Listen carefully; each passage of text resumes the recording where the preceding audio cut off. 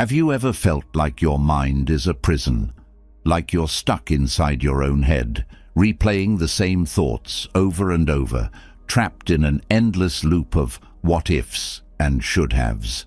It's exhausting, isn't it? You lie awake at night, analyzing conversations from years ago. You replay every mistake, every missed opportunity, every possible future disaster. And the worst part, no matter how much you think, it never gives you peace. But what if I told you that your thoughts were never the problem?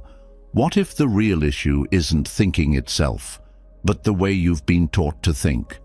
For over 2,500 years, Buddhism has studied the human mind, uncovering powerful truths about why we overthink, why we suffer, and most importantly, how to break free. These teachings are not abstract theories. They're practical, tested, and, if applied, will completely change the way you experience life. Because right now, whether you realize it or not, your mind is working against you. It's like a wild horse, dragging you wherever it pleases. One moment, it's galloping into the past, drowning you in regret. The next, it's sprinting toward the future, filling you with fear. But here's the secret. You don't have to ride this horse. You can step off. Today, we're going to uncover 8 Buddhist truths that will finally show you how to free yourself from the endless storm of overthinking. Some of these will challenge everything you thought you knew about your own mind. Others will feel like the missing piece you've been searching for. But by the end of this, one thing is certain: you will never look at your thoughts the same way again. Are you ready? Let's begin. Before we move forward, take a moment to reflect on a simple yet unsettling truth. Most of the suffering in life comes not from what happens to us, but from what our minds do with what happens. The endless thinking, the constant analysis, the scenarios that play out in loops. It's as if the mind refuses to let go, as if it's addicted to its own noise. But have you ever stopped to ask why? Why does the mind cling so desperately to certain thoughts? Why does it replay the past, fear the future, and analyze the present to death? This is where things get interesting. Buddhism doesn't just acknowledge this problem, it dissects it, breaks it apart, and reveals the hidden mechanics behind it. It teaches that overthinking is not an accident. It's not just some random habit. It has a function, a purpose, a cause. And once you understand that cause, you can begin to untangle yourself from its grip. The human mind, by design, is meant to think. It is a tool for problem solving, for survival, for planning ahead. But somewhere along the way, it turned against us. Instead of being a servant, it became the master. Instead of guiding us, it started controlling us. The problem is not that we think too much. It's that we don't know how to stop. The moment we wake up, thoughts flood in like an unstoppable tide, pushing and pulling us in every direction. Buddhism calls this suffering dukkha, a state of unease, dissatisfaction, and mental exhaustion. And the root of this suffering, attachment. The mind clings to thoughts because it believes they are important, necessary, even part of our identity. A painful memory resurfaces, and instead of letting it pass, we grip onto it, analyze it, question it, relive it. A future worry appears, and instead of acknowledging it and moving on, we entertain it, expand it, breathe life into it. This clinging is what keeps the cycle going. A thought arises, and instead of watching it float away, we grab hold of it and refuse to let go. We reinforce it, strengthen it, build entire stories around it. And the more we do this, the stronger the habit becomes. We don't realize that thoughts are meant to be like clouds in the sky, passing, shifting, moving. Instead, we treat them like stone walls, fixed and immovable. This is why overthinking feels so heavy.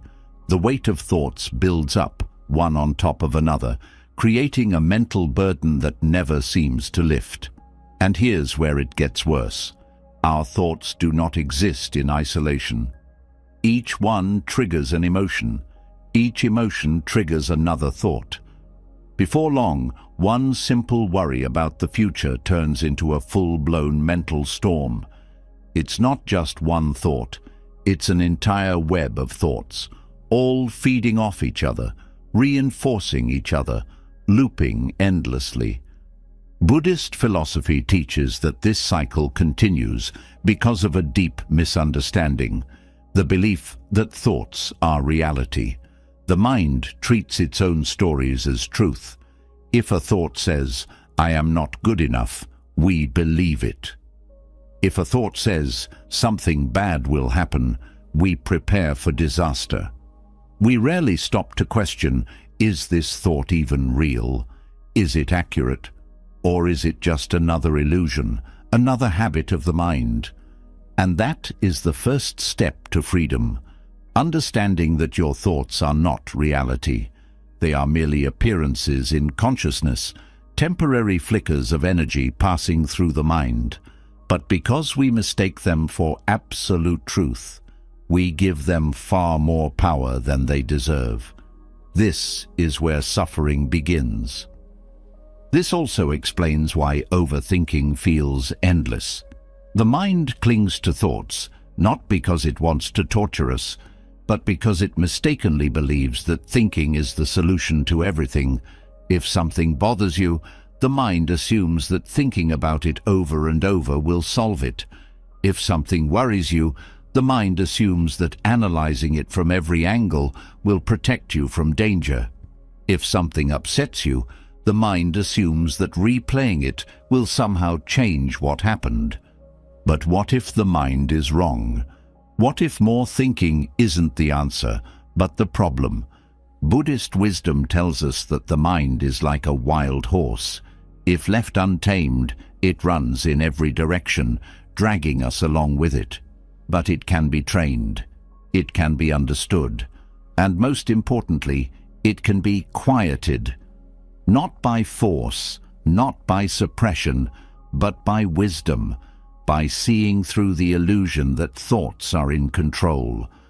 The cycle of overthinking is fueled by something deeper: fear. The fear of uncertainty, the fear of loss, the fear of making the wrong decision, the fear of the unknown.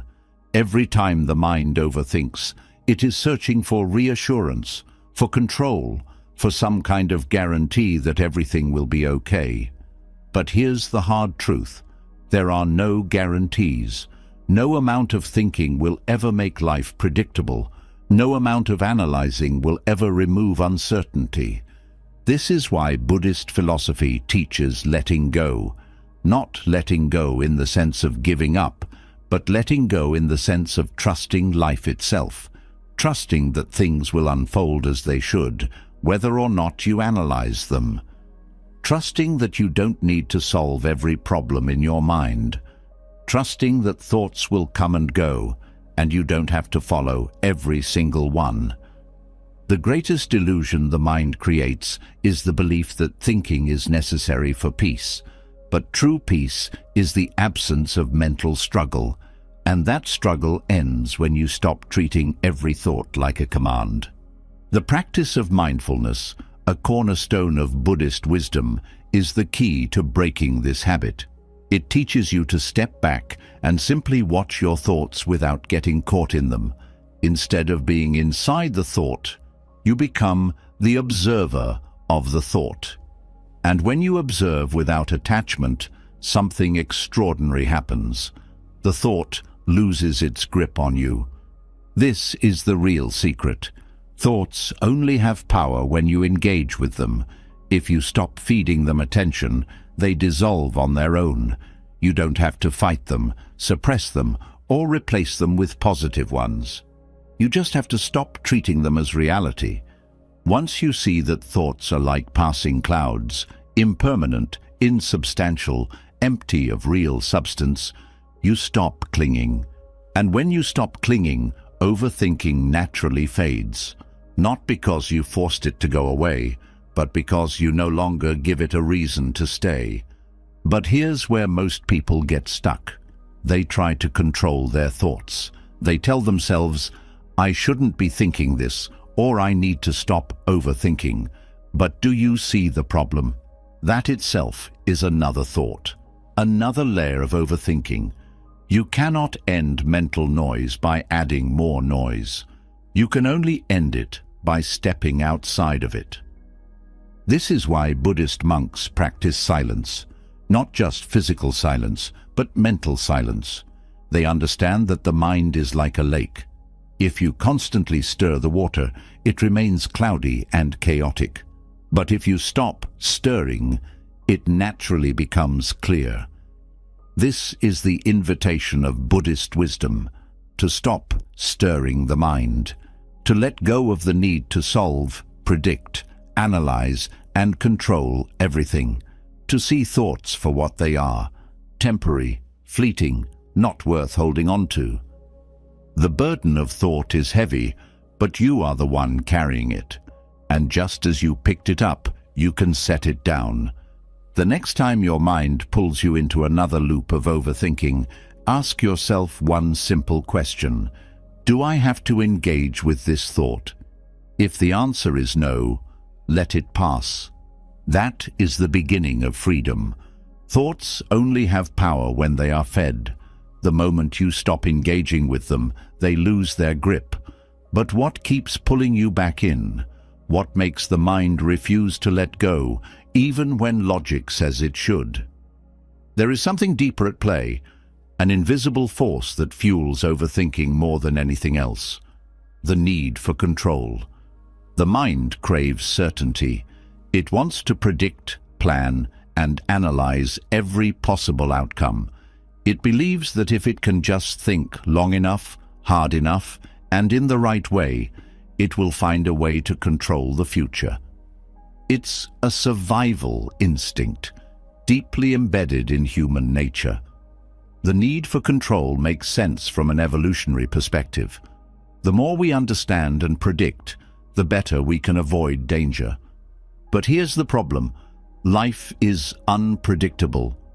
The world is uncertain, and no amount of thinking can ever change that. This is where overthinking begins. The mind mistakes excessive thought for control. It believes that replaying a situation will prevent mistakes. It believes that worrying about the future will somehow prepare for every possible problem. It believes that analyzing every word, every action, every outcome will create a sense of safety. But this is an illusion. Control is not the same as safety, and overthinking is not the same as preparation. Buddhism teaches that the root of suffering is attachment, and one of the deepest attachments is the attachment to certainty. The human mind clings to the idea that if things are predictable, they will be manageable. This is why people try to control outcomes, relationships, and even emotions. The mind creates elaborate plans, convincing itself that if every detail is accounted for, there will be no surprises.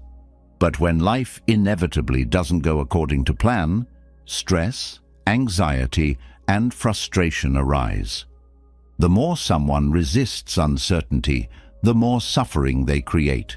The mind goes into overdrive, replaying every possible scenario, asking endless what-ifs, and trying to grasp control over things that cannot be controlled. This is why some people get trapped in analysis paralysis. The fear of the unknown becomes so overwhelming that they believe they cannot act until they have absolute certainty. They wait for the perfect decision, the perfect moment, the perfect guarantee. And in that waiting, life slips by. This is where Buddhist wisdom offers a radical shift in perspective. Instead of fighting uncertainty, it teaches the art of surrender. Not surrender in the sense of giving up, but surrender in the sense of releasing the impossible task of controlling the uncontrollable. There is a Buddhist concept called anicca, which means impermanence. Everything changes. Thoughts, emotions, circumstances, nothing stays the same. Clinging to control is like trying to hold on to water. No matter how tightly you grip, it will slip through your fingers. The more you try to force certainty, the more exhausted you become. The only way to find peace is to let go of the illusion that certainty even exists. Letting go of control does not mean becoming passive or reckless. It means understanding that no amount of overthinking will remove uncertainty from life. It means realizing that fear of the unknown does not prevent bad things from happening. It only prevents you from living fully. Buddhism encourages trust, not blind faith, but trust in the natural unfolding of life. This is called Wu Wei, or effortless action. It means responding to situations as they arise, without the need to control every outcome in advance. A person who practices this does not resist change or cling to fixed plans. They adapt, flow, and respond with awareness rather than fear. This mindset shift is powerful. It allows the mind to slow down. It eliminates the pressure to figure everything out at once. It creates space to act rather than being frozen in over-analysis. The need for control shrinks, and with it, the burden of overthinking. One of the biggest traps of overthinking is the belief that every decision must be perfect. The mind assumes that if the wrong choice is made, disaster will follow. This is why people struggle with decisions, big and small. They feel paralyzed, afraid of making a mistake, afraid of regret, afraid of an unknown consequence. But the truth is, no decision is ever perfect. Every choice carries risk. Every path has both benefits and drawbacks. Buddhist teachings encourage accepting this reality. Instead of trying to predict and control every outcome, the focus shifts to acting with intention in the present moment. There is a Zen phrase, "Move, and the way will open." This means that clarity does not come from overthinking. It comes from taking action, adjusting as needed, and trusting that whatever comes will be handled. Overthinking also comes from a fear of loss. People want to secure their relationships, their finances, their health, their happiness. They want guarantees that what they love will not be taken away. But Buddhism teaches that all things are temporary. Clinging to control only creates suffering because it fights against the natural truth of change. This is why Buddhist monks practice detachment, not from caring, but from the illusion of control. They accept that everything is transient, and in that acceptance, they find peace. They do not fear uncertainty, because they do not resist it. This same mindset can be applied to everyday life. Instead of obsessing over an uncertain future, there can be a shift toward presence. Instead of trying to control a relationship, there can be a shift toward experiencing it fully without fear. Instead of avoiding decisions, there can be a shift toward making them with awareness, knowing that perfection is an illusion. This does not mean ignoring responsibility. It means releasing the mental weight of trying to predict and control what cannot be predicted or controlled. It means trusting that whatever happens, there will be a way forward. Many people resist this idea because they equate control with security. But security is not found in control. It is found in adaptability. The more someone tries to force life into a rigid plan, the more painful it becomes when things don't go according to that plan. But the person who is flexible, who accepts change, who understands that uncertainty is part of life. That person is unshaken. Buddhist practice includes meditation not just to calm the mind, but to develop comfort with stillness. In stillness, the illusion of control is exposed. The mind wants to chase, analyze, solve. But in meditation, it learns to sit, to observe, to let things pass without attachment. This simple practice rewires the brain. It trains the mind to stop grasping. Letting go of control is one of the hardest lessons to learn because the need for certainty is deeply ingrained. But once this lesson is understood, a new kind of freedom opens up. Life no longer feels like a battle against the unknown. The mind no longer feels the need to carry every possibility at once. Thoughts lose their urgency. Decisions become lighter. Worry becomes unnecessary. Buddhism does not promise that uncertainty will go away. It does not offer a way to predict the future. What it offers is something even more valuable: the ability to be at peace despite uncertainty, the ability to live fully without needing control. This is the shift that ends overthinking, not by trying to force it away, but by no longer feeding the mind's false belief that it must have certainty to be safe. And once that belief is gone, what remains is clarity. What remains is peace. What remains is the freedom to move through life, unburdened by the need to control it. Letting go of control removes a heavy weight from the mind, but that doesn't mean the mind suddenly becomes still. Even when there is an understanding that certainty is an illusion, something strange continues to happen. The mind keeps running. It jumps from one thought to another, pulling attention in every direction, making it impossible to feel settled. The noise never stops. Even in quiet moments, thoughts swing wildly between past regrets and future worries, between distractions and imagined scenarios. There is no pause, no rest, just an endless cycle of mental movement. This chaotic state is not personal failure, nor is it a sign that something is wrong. It is simply the way an untrained mind behaves. Buddhism refers to this as the monkey mind, a restless, unfocused, constantly moving mental state that refuses to settle. Just like a monkey swinging from branch to branch, the mind leaps from one thought to another without control, unable to stay in one place.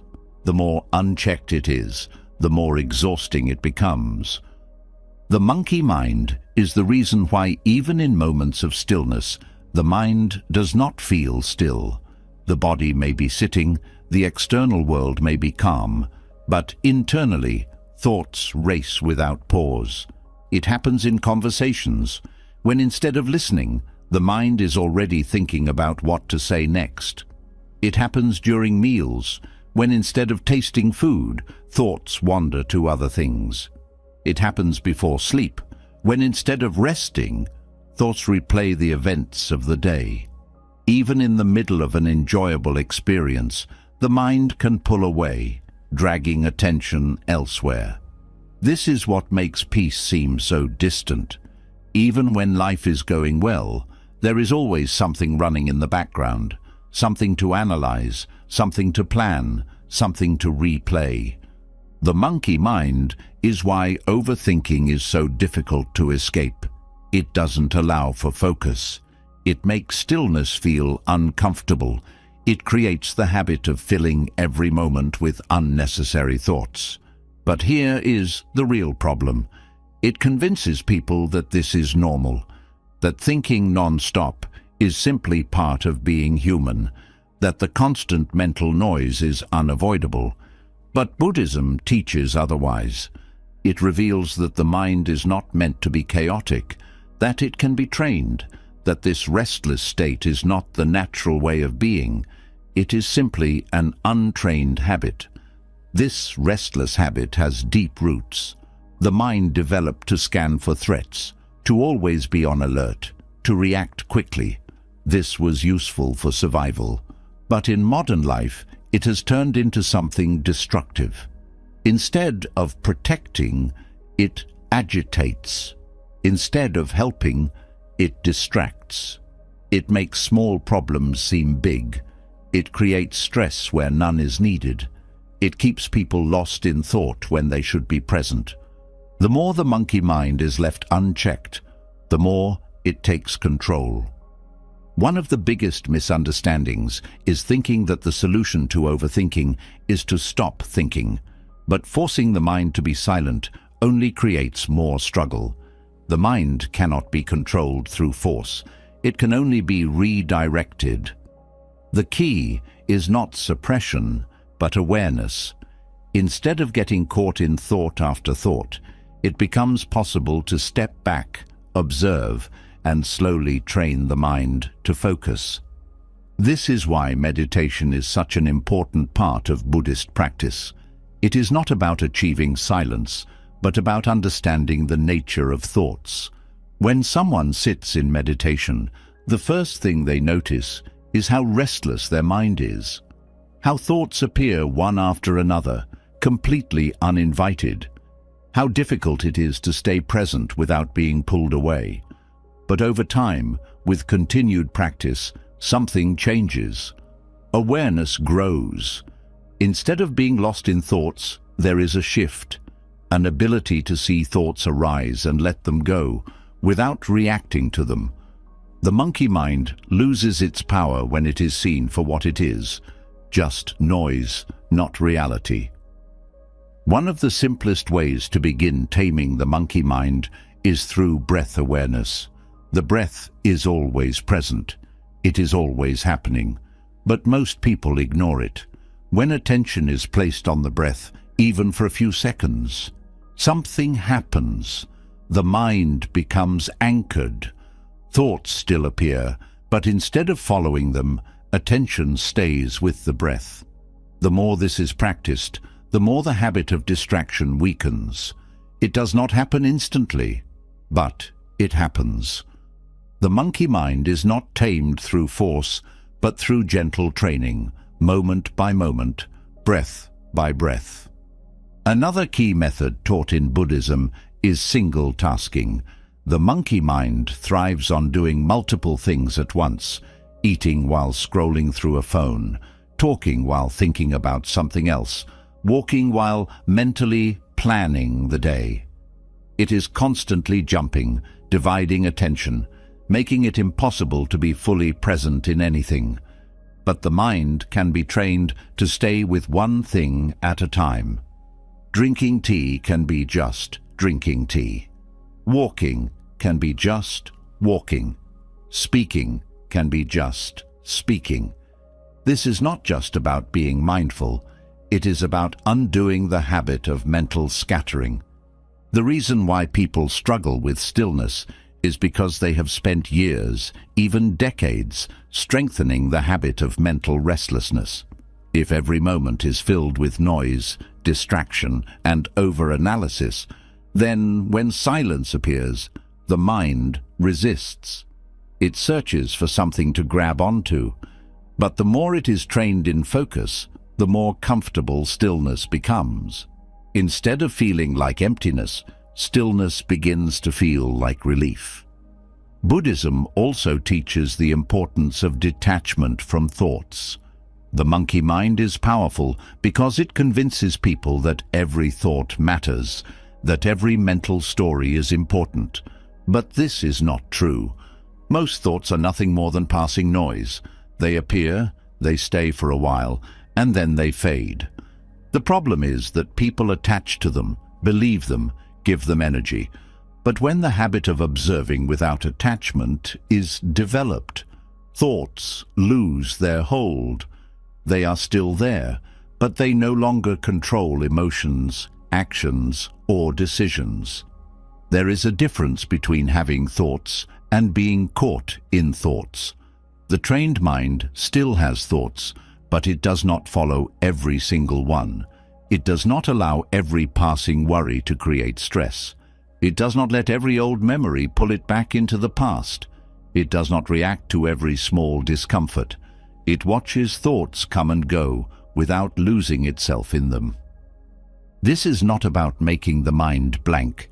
It is about creating space between thoughts and awareness. The monkey mind thrives on immediate reaction. One thought leads to another, until it becomes an endless spiral. But when awareness steps in, there is a pause, a moment of choice. A thought arises, but instead of following it, it is simply noticed. This space changes everything. It breaks the automatic habit of mental movement. The more awareness grows, the easier it becomes to return to the present, to stop chasing thoughts that don't matter, to stop filling every quiet moment with unnecessary mental noise. The monkey mind cannot survive in stillness. The more comfortable stillness becomes, the weaker its grip. Buddhism teaches that the mind is like a lake. When disturbed, the water becomes cloudy, making it impossible to see clearly. But when left undisturbed, the water settles, revealing everything beneath the surface. The mind is the same.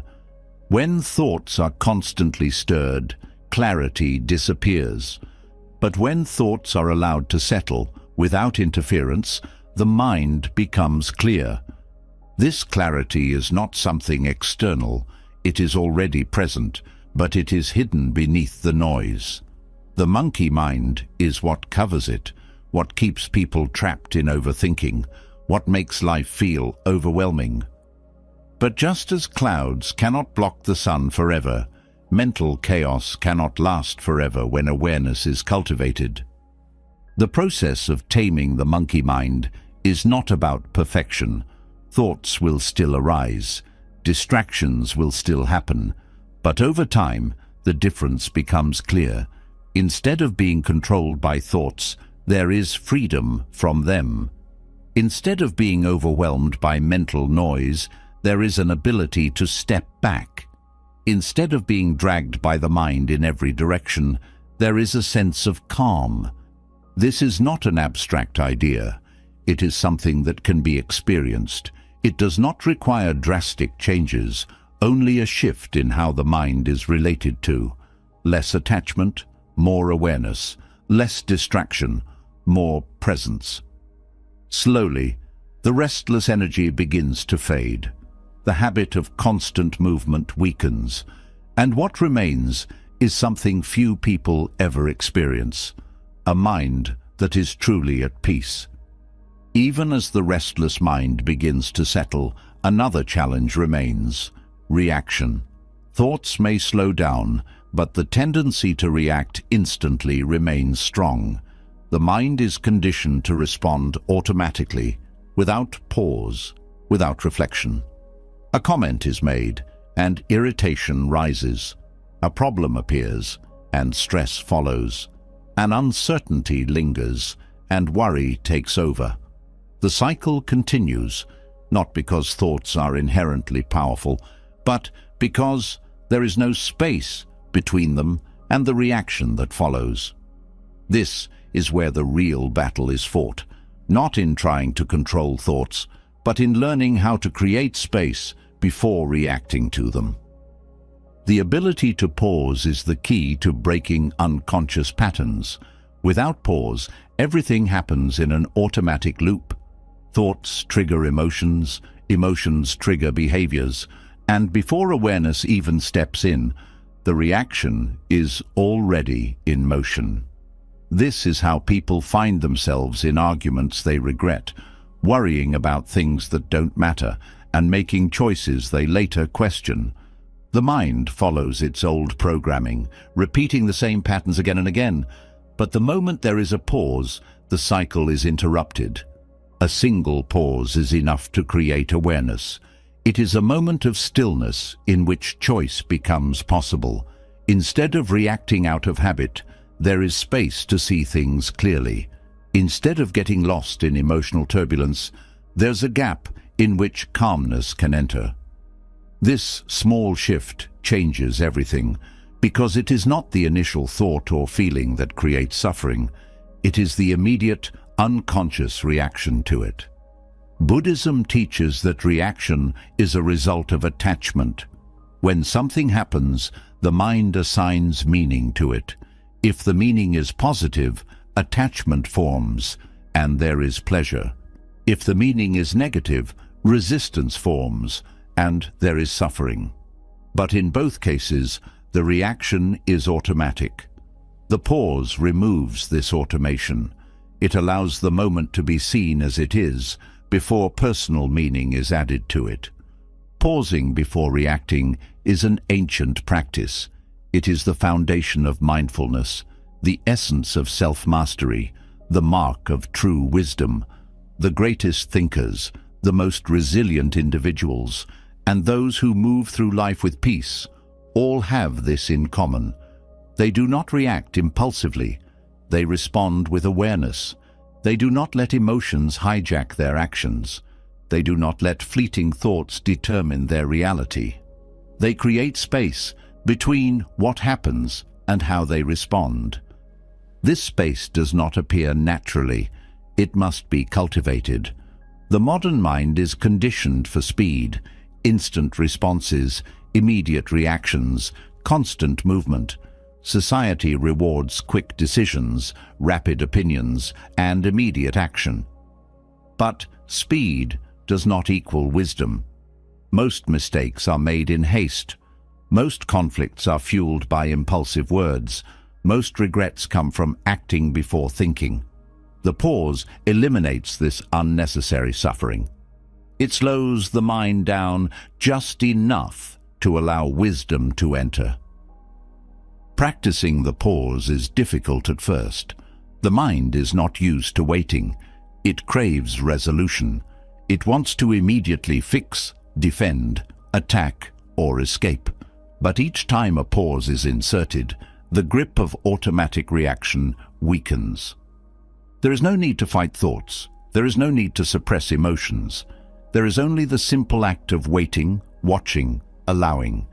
And in that brief moment, something profound happens. The mind sees clearly. When something upsetting happens, pausing before reacting creates a shift. Instead of being swept away by frustration, there is a chance to observe the emotion rising. Instead of lashing out, there is a moment to decide if a response is even necessary. Most reactions lose their intensity the moment they are given space. What feels urgent in the heat of the moment often dissolves when given time. Pausing is especially powerful in conversation. Words spoken in anger cannot be taken back.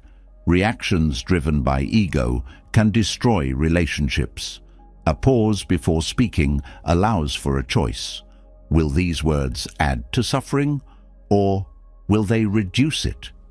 Will they be spoken from awareness or from impulse? Silence, even for a few seconds, can completely change the course of an interaction. The same is true for written words. Emails, texts, and messages sent in haste often carry emotional weight that is unnecessary. Waiting before pressing send creates an opportunity to reconsider, to refine, to ensure that what is being communicated is what is truly meant.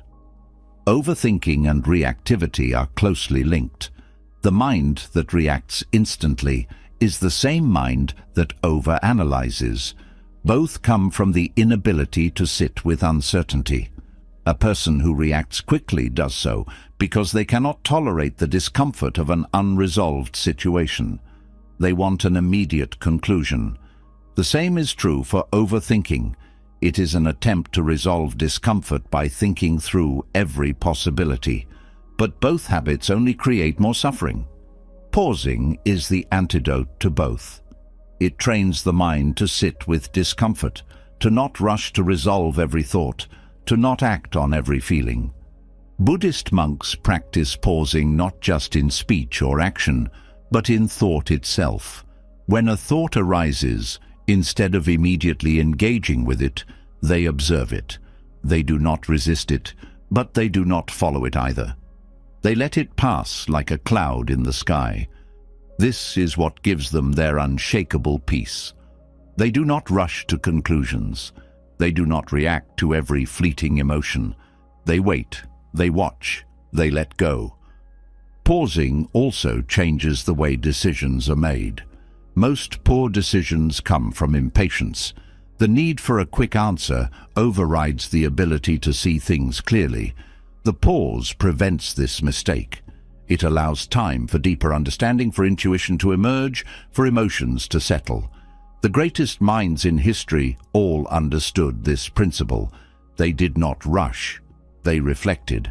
They allowed space for clarity. There is a reason why people are drawn to those who remain calm under pressure. It is not about suppressing emotion. It is about creating space before acting.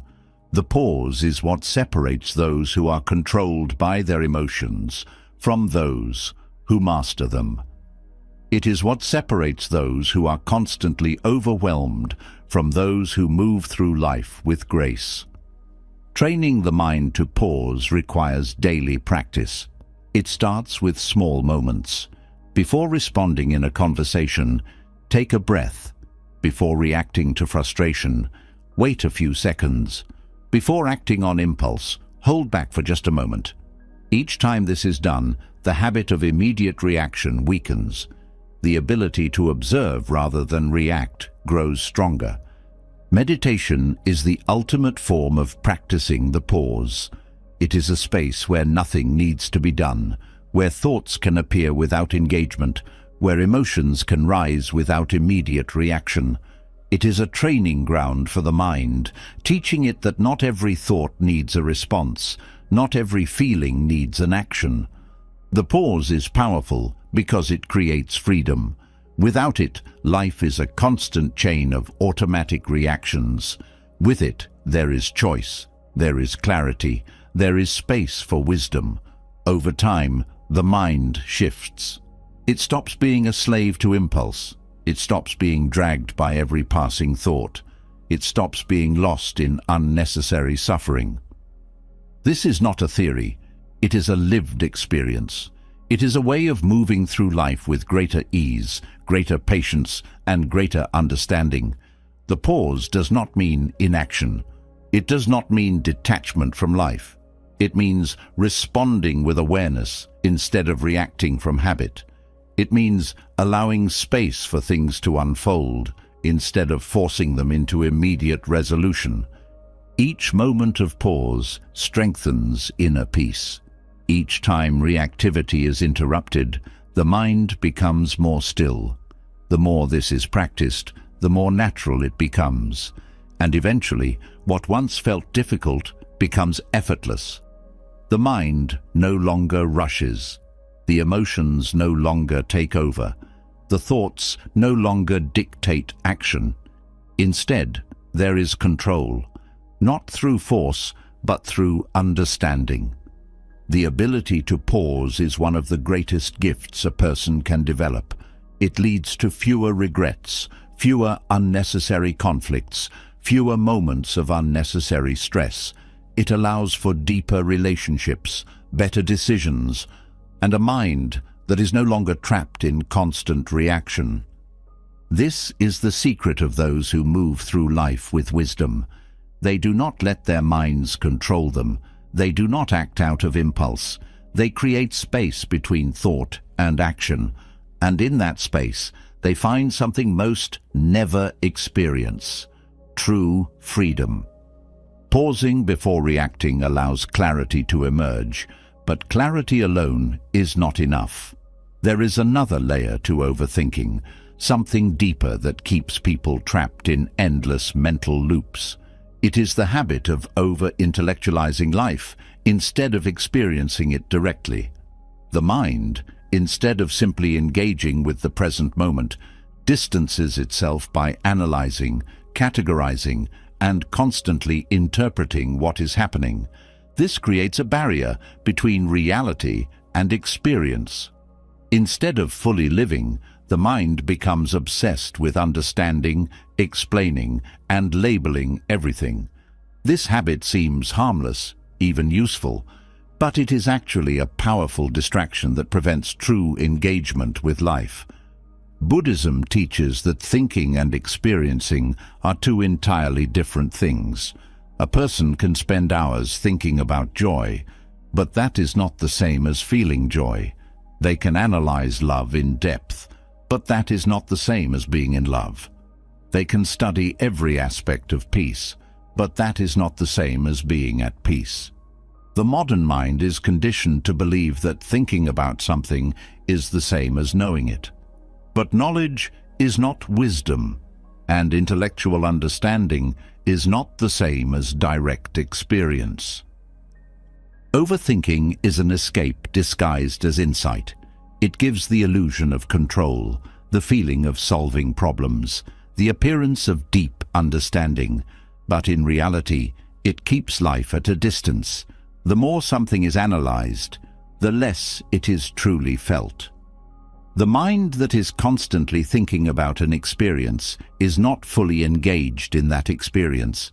Instead of tasting a meal, the mind is comparing it to past meals, analyzing the ingredients, evaluating whether it is good or bad. Instead of being present with a loved one, the mind is interpreting their words, replaying past conversations, or anticipating future conflicts.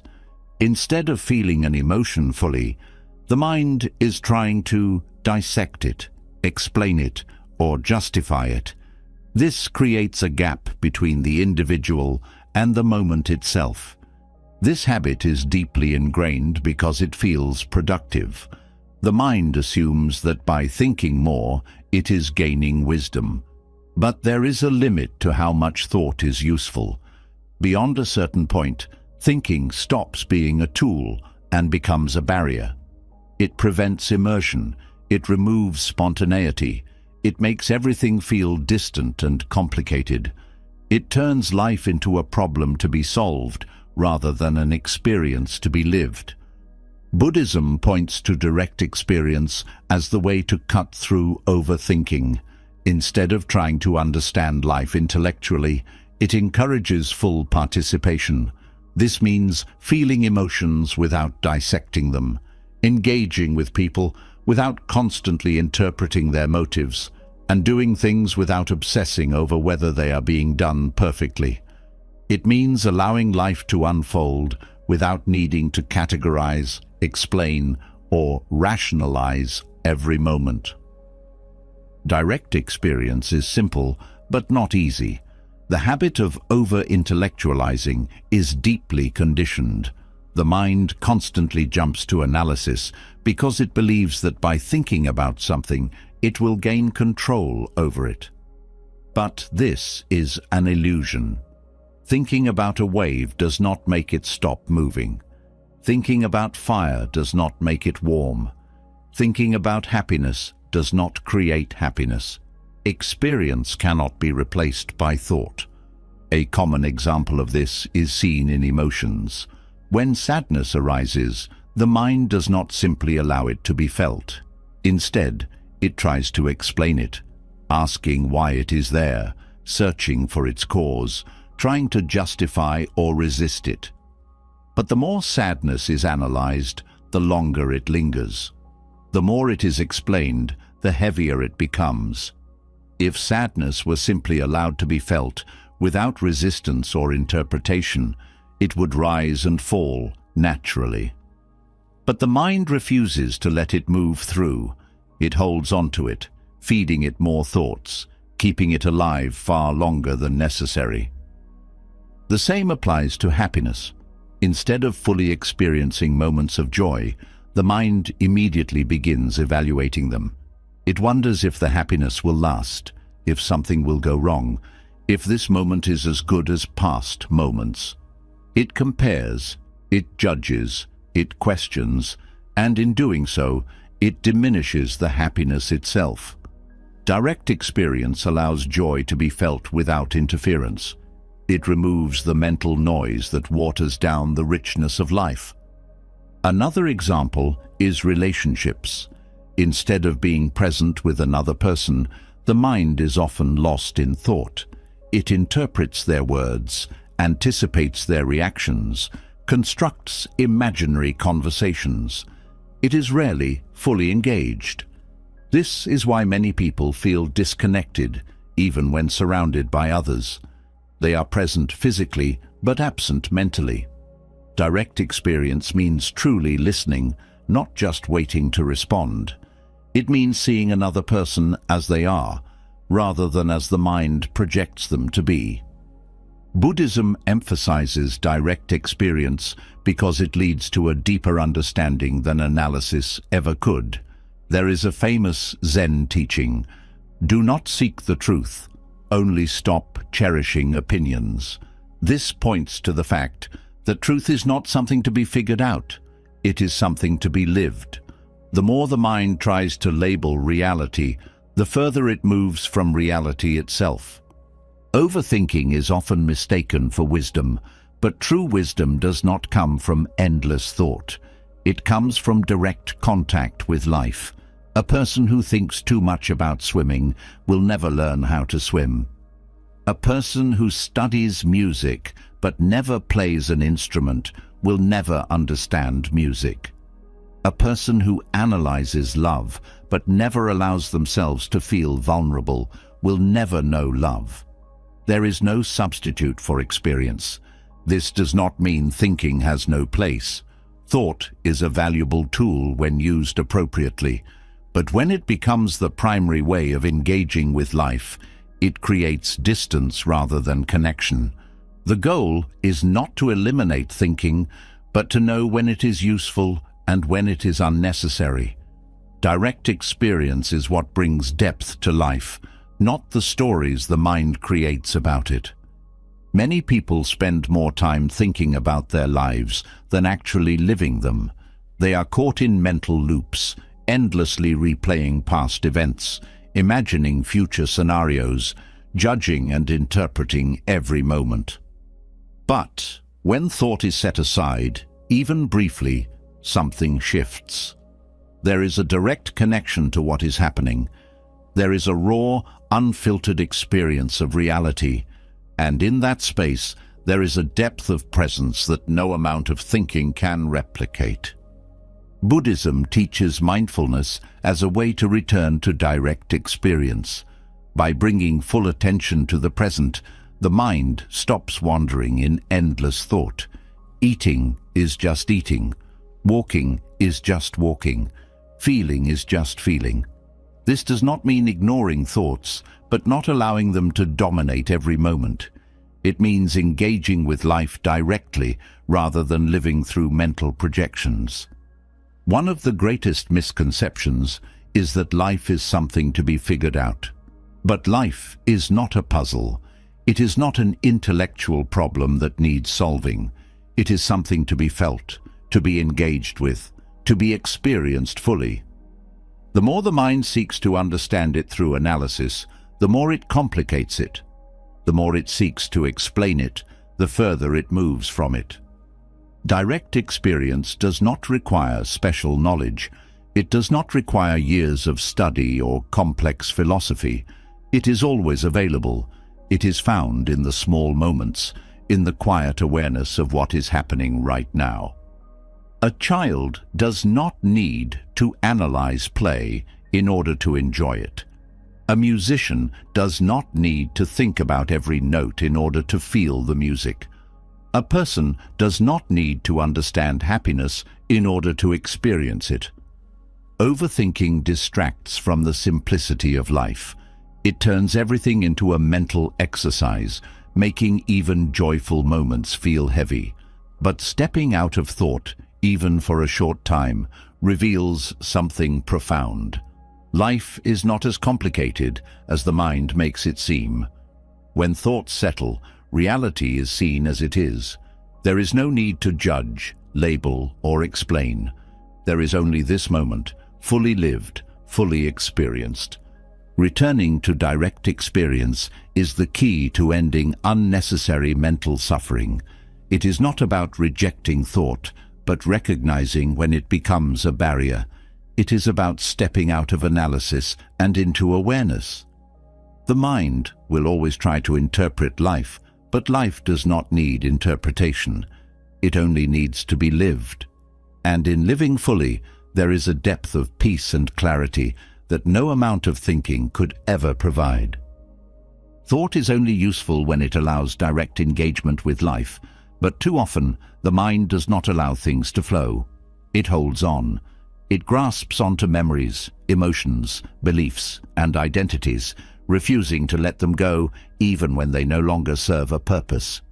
The same thought patterns appear again and again, not because they are relevant, but because the mind is unwilling to release them. This clinging is what keeps suffering alive. It is not just the presence of thoughts that causes distress, but the attachment to them, the belief that they must be held onto, preserved, or constantly revisited. Buddhism teaches that attachment is at the root of all suffering, and one of the deepest attachments is the attachment to thoughts. People hold on to ideas about themselves, about others, about the past, about the future, and even about the way life should be. These mental constructs become fixed, creating a false sense of stability. But nothing in life is permanent, and when reality does not align with these fixed ideas, suffering follows.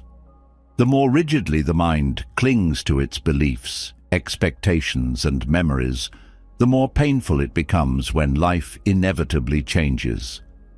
The law of impermanence states that nothing stays the same. Everything is in motion. Thoughts arise and pass. Emotions come and go. Experiences begin and end. People enter and leave life. The seasons change. The body ages. Circumstances shift. Yet, despite this truth, the mind resists. It treats thoughts as if they are absolute, as if they define reality permanently. But clinging to a thought does not make it true. Holding on to an old belief does not mean it remains relevant. The refusal to let go of outdated mental patterns is what keeps the mind in conflict. One of the strongest attachments is the attachment to identity. People develop ideas about who they are, and they defend these ideas even when they cause suffering. Someone who believes they are unworthy will unconsciously look for evidence to confirm this belief. Someone who identifies as a victim will continue to replay past hurts, reinforcing the feeling of being wronged. Someone who sees themselves as superior will reject any challenge to their self-image. These thought patterns do not arise because they are true, but because they have been repeated so often that they feel real. The mind, in its clinging, creates a false sense of permanence around them. The suffering caused by attachment to thoughts is most evident in the way people interact with the past. The mind replays memories, holding on to regrets, mistakes, and painful experiences. It refuses to release them, believing that revisiting them will somehow change what happened. But no amount of thought can alter the past. Clinging to it only deepens suffering. The same is true for positive memories. People grasp onto moments of happiness, trying to preserve them, longing for them to return, resisting the truth that those moments, like everything else, were temporary. The mind also clings to the future. It constructs expectations, creating rigid ideas about how life should unfold. When reality does not match these expectations, frustration and disappointment arise. This attachment to a specific outcome makes it impossible to flow with change. Instead of adapting, the mind resists. Instead of accepting, it fights against what is. This struggle is what creates suffering, not the event itself. Life does not cause pain. Attachment to a fixed idea of life does. Letting go of attachment to thoughts does not mean suppressing them. It means seeing them clearly, understanding that they are temporary, and allowing them to pass without grasping. A thought appears, but instead of clinging to it, there is recognition that it is just a thought, not reality. This simple shift removes its power. The thought arises, stays for a moment, and dissolves on its own. No resistance, no attachment, no suffering. Clinging to thoughts creates an illusion of control. The mind assumes that by holding on to certain ideas, it can make sense of life, predict the future, or prevent unwanted change. But control is an illusion. No matter how tightly the mind holds on, things continue to change. This is why attachment always leads to suffering. It is an attempt to resist the natural flow of life. The law of impermanence is not something to fear. It is not a loss, but a liberation. When there is no attachment, there is no suffering. When thoughts are allowed to pass, the mind becomes lighter. When expectations are released, life becomes easier. When identity is no longer rigid, there is freedom to grow and evolve. Everything that is clung to eventually becomes a burden. Holding on to resentment keeps pain alive. Clinging to opinions creates conflict. Attachment to success creates fear of failure. Grasping for certainty creates anxiety. Every thought that is held onto unnecessarily becomes a source of suffering. The only way to be free is to let go. Letting go does not mean indifference. It does not mean avoiding responsibility or not caring. It means engaging with life fully while understanding that nothing is permanent. It means experiencing emotions without becoming trapped in them. It means having goals without being attached to the outcome. It means loving deeply without trying to possess or control. It means allowing things to come and go without resistance. One of the most common fears about impermanence is the belief that letting go of attachment means losing what is meaningful. But the opposite is true. When attachment is removed, experiences become richer. Love without attachment is deeper because it is not based on fear of loss. Joy without attachment is fuller because it is not overshadowed by worry. Peace without attachment is real because it does not depend on external conditions. Buddhism teaches mindfulness as a way to recognize impermanence directly. By observing thoughts as they arise and pass, it becomes clear that they have no lasting substance. They appear like waves in the ocean, rising, forming, and dissolving. There is no need to grasp at them. There is no need to resist them. Simply watching them come and go reveals their transient nature. Attachment to thoughts often arises because of identification. The mind believes that certain thoughts define who a person is, but thoughts are not the self. They are temporary mental events, not fixed truths. Recognizing this dissolves the illusion of permanence. The thought may return, but it is no longer something to fight against or cling to. It is just another passing phenomenon. Impermanence is often misunderstood as something negative, but it is the very thing that makes growth possible. If nothing changed, there would be no learning, no healing, no transformation. The pain that feels unbearable today will soften with time. The uncertainty that creates anxiety now will fade. The mind that is restless today will become still. Nothing stays the same, and that is what allows suffering to end. Accepting impermanence means no longer fearing change. It means understanding that loss is not the end, but a transition. It means seeing that no moment, no feeling, no situation is final. This does not make life meaningless. It makes it precious. When something is known to be temporary, it is appreciated fully while it is here, without the need to cling. Resistance to impermanence comes from fear, but fear itself is impermanent. The emotions that feel overwhelming are not permanent. The doubts that seem so strong will not last. Every difficulty, every struggle, every challenge eventually passes. What remains is not the thought, not the fear, not the attachment, but the awareness that sees it all come and go. Practicing non-attachment is not about forcing the mind to let go. It is about seeing clearly that there is nothing to hold on to. It is about realizing that thoughts, emotions, and circumstances are like flowing water, always moving, never fixed.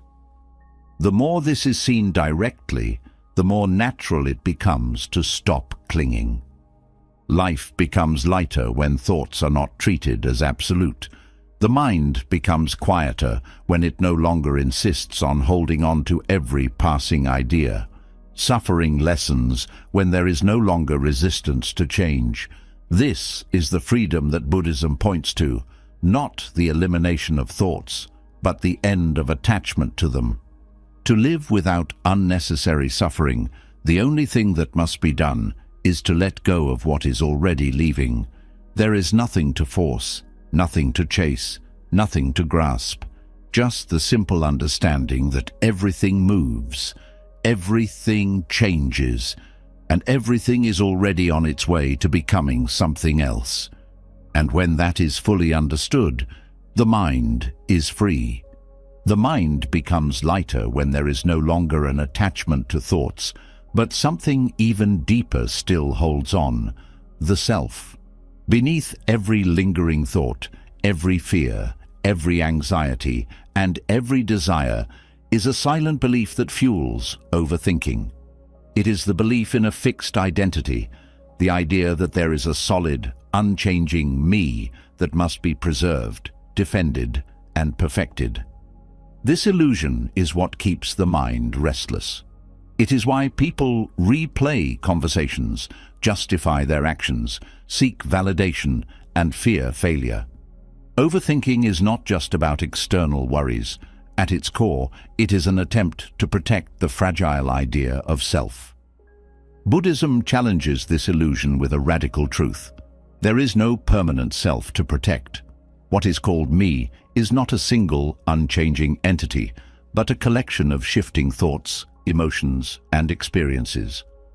The mind assumes that there is a central figure holding everything together, but when it is examined closely, nothing solid can be found. There is no fixed identity, only a stream of changing sensations and perceptions. This is the teaching of anatta, the doctrine of no self, and it is the key to dissolving the endless mental chatter that dominates the mind. The idea of self is the foundation of overthinking. It is why people ruminate over past mistakes, fearing that they define who they are. It is why they obsess over their image, worrying about how they are perceived. It is why they resist change, because it threatens the stability of their identity. Every anxious thought can be traced back to a fear of losing something tied to the self: status, reputation, success, relationships, control. The ego clings to these things because it believes they are part of what makes up me. When anything threatens them, the mind reacts with endless thought, trying to protect and reinforce what it believes must not be lost. But the self that is being protected does not exist in the way the mind assumes. It is not a solid entity, but a construct held together by memory and thought. The person who exists today is not the same person who existed 5 years ago. Thoughts have changed, emotions have shifted, experiences have reshaped perspectives. The self is fluid, yet the mind tries to hold on to it as if it is fixed. This resistance is what fuels mental suffering. Overthinking arises when the ego tries to control how it is perceived. People worry about what others think of them, not because it changes anything tangible, but because it threatens their self-image. They replay social interactions, analyzing every word, fearing that they might have said something wrong. They dwell on criticism, not because it physically harms them, but because it disrupts their sense of identity. They struggle with self-doubt, not because they lack ability, but because they are afraid of failing in a way that would damage their ego. This is why detaching from the self is the ultimate solution to overthinking.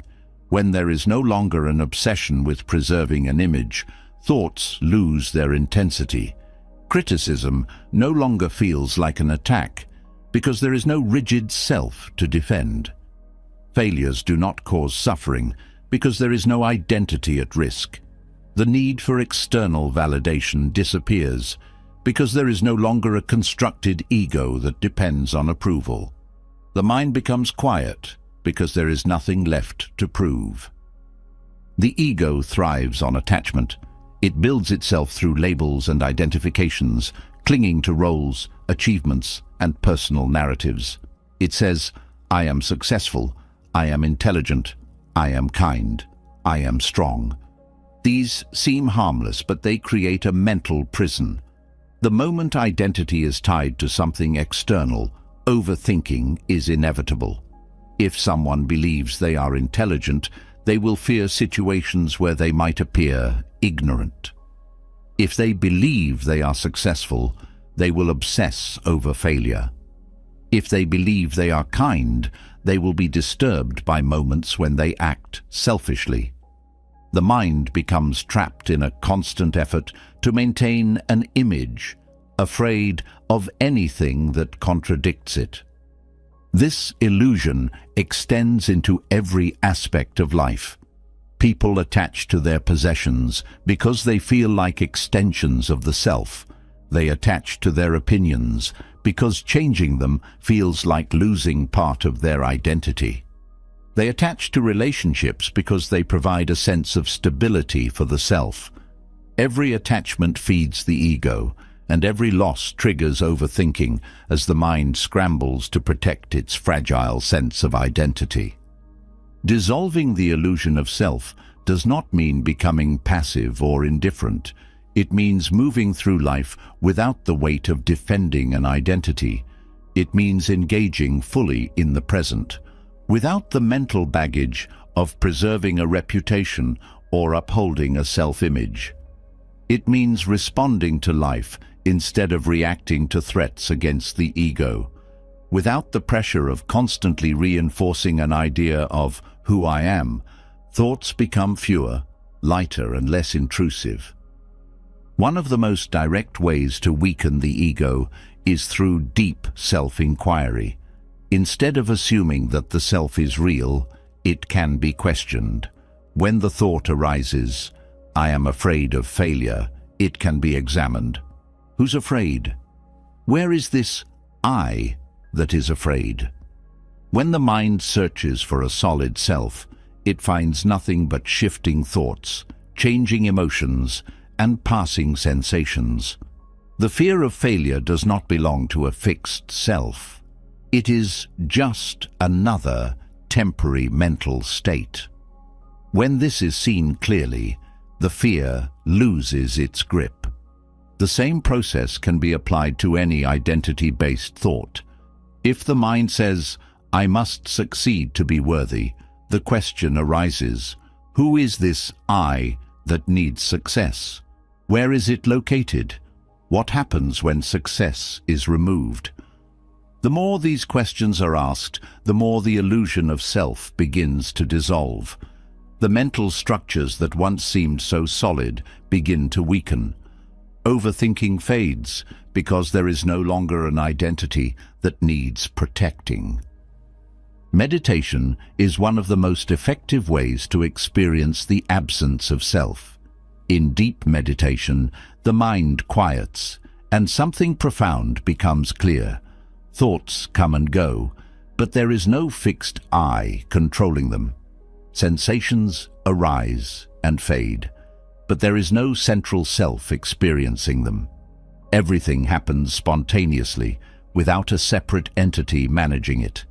The body breathes on its own. Thoughts appear without permission. Emotions shift without effort. The belief in a personal, separate self starts to seem unnecessary. This realization brings an incredible sense of freedom. The mind no longer needs to construct an image because there is nothing to uphold. Fear of judgment disappears because there is no self that can be diminished. The burden of comparison fades because there is no fixed identity to measure against others. Overthinking stops because the entire system that fueled it, the need to protect, define and defend a self falls away. Letting go of the self does not mean life becomes meaningless. In fact, it makes life more vivid. Without the ego, there is nothing separating awareness from experience. Joy is fully felt, without the need to hold on to it. Love is expressed freely, without the fear of losing it.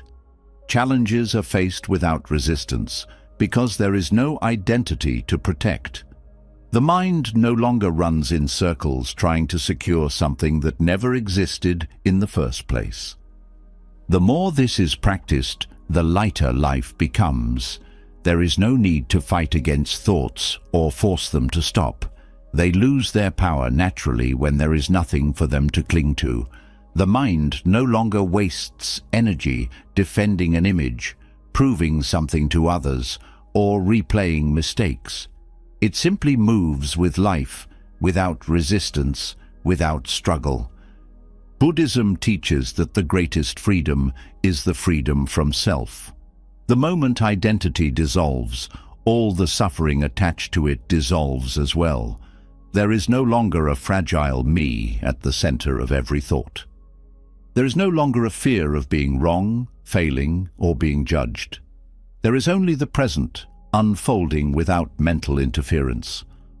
Overthinking thrives on the illusion of self, but the truth is, there is no self to protect. The thoughts that once seemed overwhelming are seen for what they are, passing events, no different from clouds in the sky. The endless inner dialogue that once seemed so important is revealed to be just noise. When the ego is no longer fed, the mind becomes silent, and in that silence, true peace is found.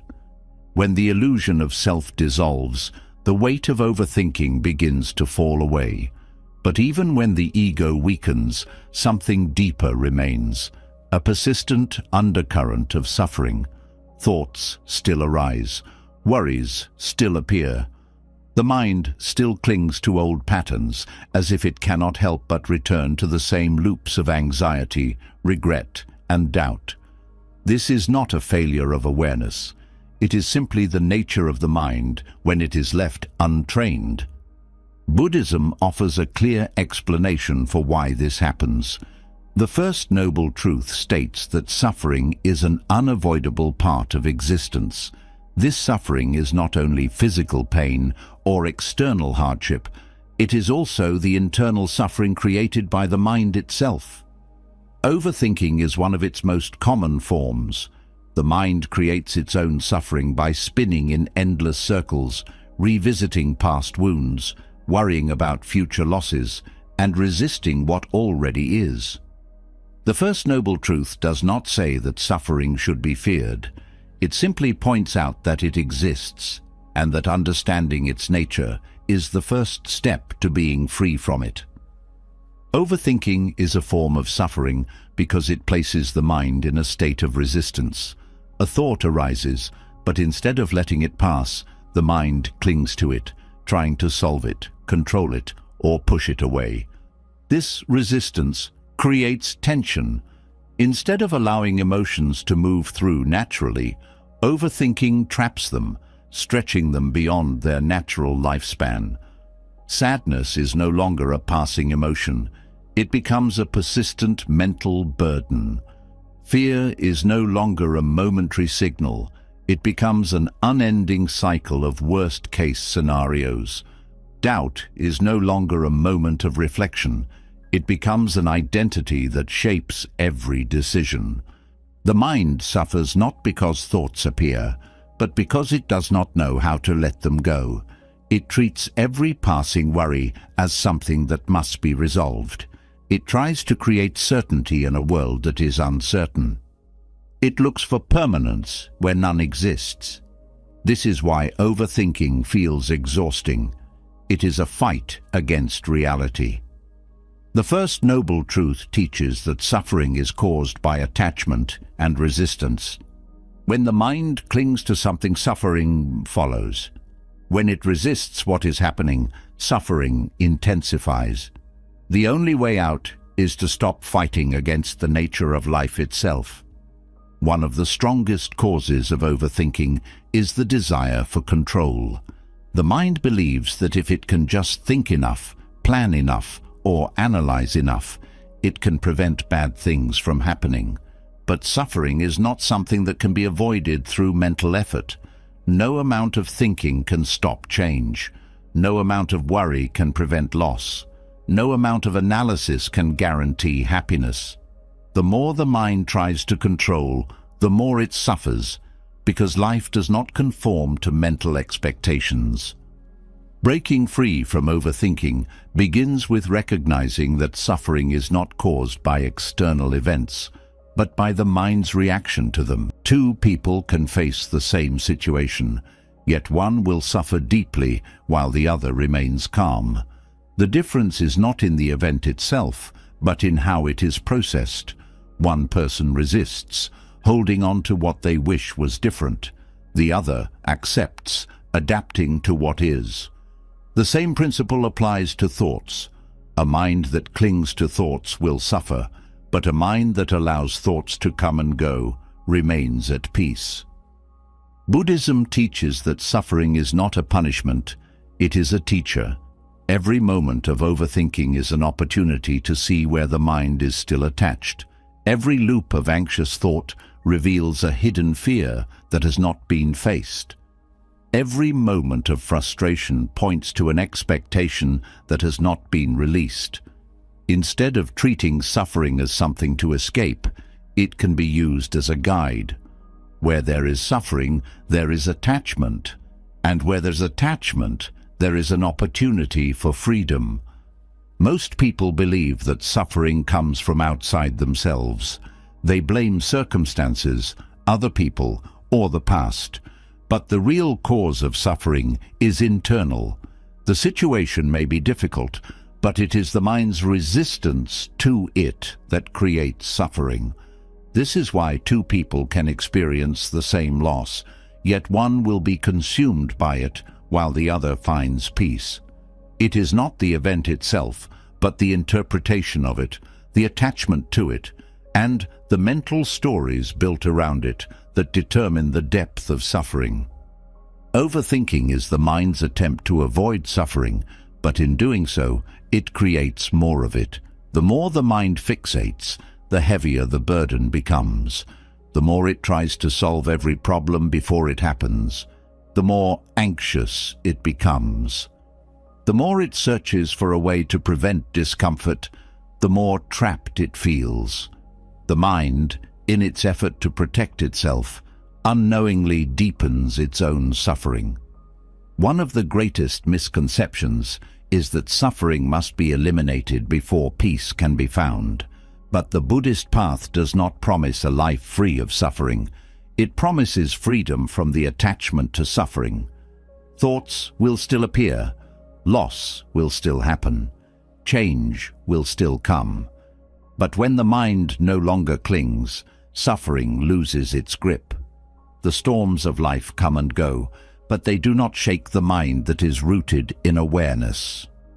The mind is conditioned to believe that thinking more will lead to clarity, but often it only creates more confusion. The more thoughts are examined, the more tangled they become. The more problems are analyzed, the more they multiply. The mind does not need more thought. It needs space. It does not need more control. It needs surrender. When space is given between thoughts, suffering weakens. When the need for control is dropped, freedom begins. Accepting suffering does not mean becoming passive or giving up. It means understanding that pain is part of life, but the mental suffering added on top of it is optional. A loss may bring sadness, but the endless thoughts of, "This should not have happened," are what turn sadness into suffering. A failure may bring disappointment, but the belief that "I am a failure" is what turns disappointment into self-doubt. The event itself is never as painful as the mind's interpretation of it. The mind creates suffering by turning temporary moments into permanent problems. It takes a passing emotion and attaches a story to it. making it last far longer than necessary. It takes a fleeting worry and expands it into an all-consuming fear. It takes a single mistake and stretches it into an identity. But when impermanence is truly understood, these mental constructions lose their power. A thought is just a thought. A feeling is just a feeling. A problem is just a moment that will pass. Breaking free from overthinking is not about getting rid of thoughts. It is about changing the relationship to them. When suffering arises, instead of getting lost in the mental story around it, it can simply be observed. Instead of identifying with every emotion, it can be allowed to pass naturally. Instead of clinging to every worry, it can be seen as just another temporary mental event. Meditation is one of the most powerful ways to see this directly. In stillness, the mind's patterns become clear. The same worries arise again and again. The same attachments show up repeatedly. But when these patterns are observed without resistance, they begin to lose their intensity. The thoughts that once seemed overwhelming are revealed to be nothing more than passing mental habits. They arise, they stay for a moment, and then they dissolve, just like everything else. Suffering weakens the moment it is no longer resisted. Overthinking fades the moment it is no longer fed. When the mind stops trying to escape discomfort and simply observes it, something shifts. The suffering doesn't control anymore. The thoughts do not consume anymore.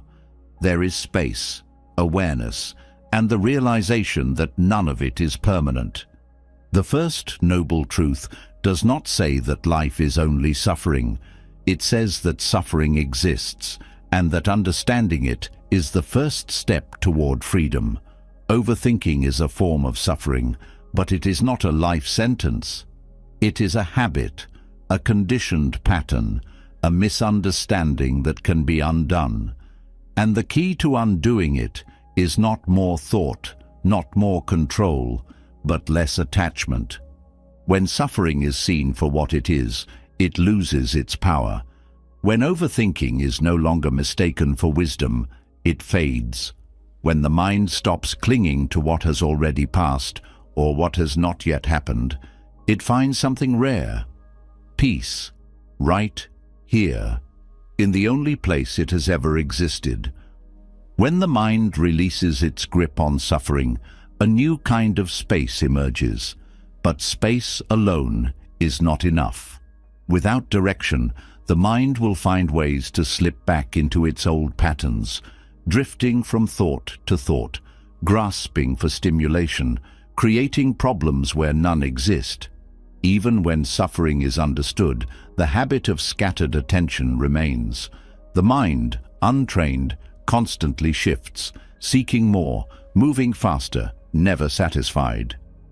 This restlessness is what fuels overthinking, keeping the mind in a state of constant agitation. Buddhism teaches that presence is the antidote, not just occasional mindfulness, but deep, sustained attention to the present moment. The modern mind is conditioned for distraction. Multitasking is celebrated, rapid thinking is rewarded, and constant stimulation is expected. But a mind that is always divided is a mind that is never at peace. Multitasking does not create efficiency, it creates fragmentation. The more the mind is scattered, the harder it becomes to focus, the more thoughts pile up, and the more exhausting life feels. Single tasking is a radical shift. It means doing one thing at a time, fully, with complete attention. It is a practice of presence, a way of rewiring the brain to move slower, deeper, and with more clarity. It is not just about productivity, it is about retraining the mind to break free from the cycle of mental overdrive. A single moment, fully experienced, is more powerful than 1,000 moments spent half-aware. The restless mind resists this. It thrives on jumping between tasks, switching from one thought to another, feeling productive but never truly engaged. But this constant switching comes at a cost. Studies in neuroscience confirm what Buddhist monks have practiced for centuries. Each time the mind shifts from one task to another, it loses efficiency, wastes energy, and creates more mental fatigue. What feels like getting more done is actually a slow erosion of clarity, an addiction to movement that prevents true understanding. Training the mind to stay present through single tasking is not just about focus. It is about developing a way of being that transforms how life is experienced. It slows down the racing thoughts that fuel anxiety. It eliminates the need to constantly check, refresh, and jump between activities. It deepens attention, creating a state of mind that is calm, deliberate, and fully engaged. One of the simplest but most powerful aspects of Buddhist practice is the emphasis on doing each action with full awareness. Walking is just walking. Eating is just eating. Speaking is just speaking. When the mind is fully absorbed in a single action, there is no space for unnecessary thought. There is no need to replay past mistakes or anticipate future problems. There is only this moment, and in this moment, there is no overthinking, only presence. The habit of scattered attention is deeply ingrained. From an early age, people are trained to divide their focus. They watch television while eating, scroll through their phones while talking, jump between tasks while working. The mind learns that being fully present is not necessary, but this divided attention comes at a cost. It weakens concentration, makes tasks take longer, and drains mental energy. Instead of doing one thing well, everything is done with half-awareness, and this half-awareness becomes the default state of mind. Single tasking rewires the brain. Each time full attention is given to one task, the ability to focus strengthens. The mind becomes more disciplined, more efficient, and more capable of deep thought. Thoughts no longer compete for attention, and the overwhelming flood of mental noise begins to quiet. The effort to control thoughts becomes unnecessary because when full attention is given to the present, unnecessary thoughts do not arise in the first place. In Buddhist monasteries, simple tasks become training grounds for presence. Sweeping the floor is not a chore, it is a meditation. Eating a meal is not a distraction, it is a practice in mindfulness. Speaking is done with full awareness, without rushing, without interrupting. Every action becomes an opportunity to refine the mind, to deepen focus, to cultivate awareness. The modern world sees these actions as insignificant, something to be done quickly while thinking about something else. But in the search for speed, depth is lost. A task done with full attention is effortless, while a task done with a distracted mind feels draining. One of the greatest sources of stress in modern life is the feeling of always being behind, always having too much to do. But this stress does not come from the tasks themselves. It comes from the mind's habit of holding all tasks at once.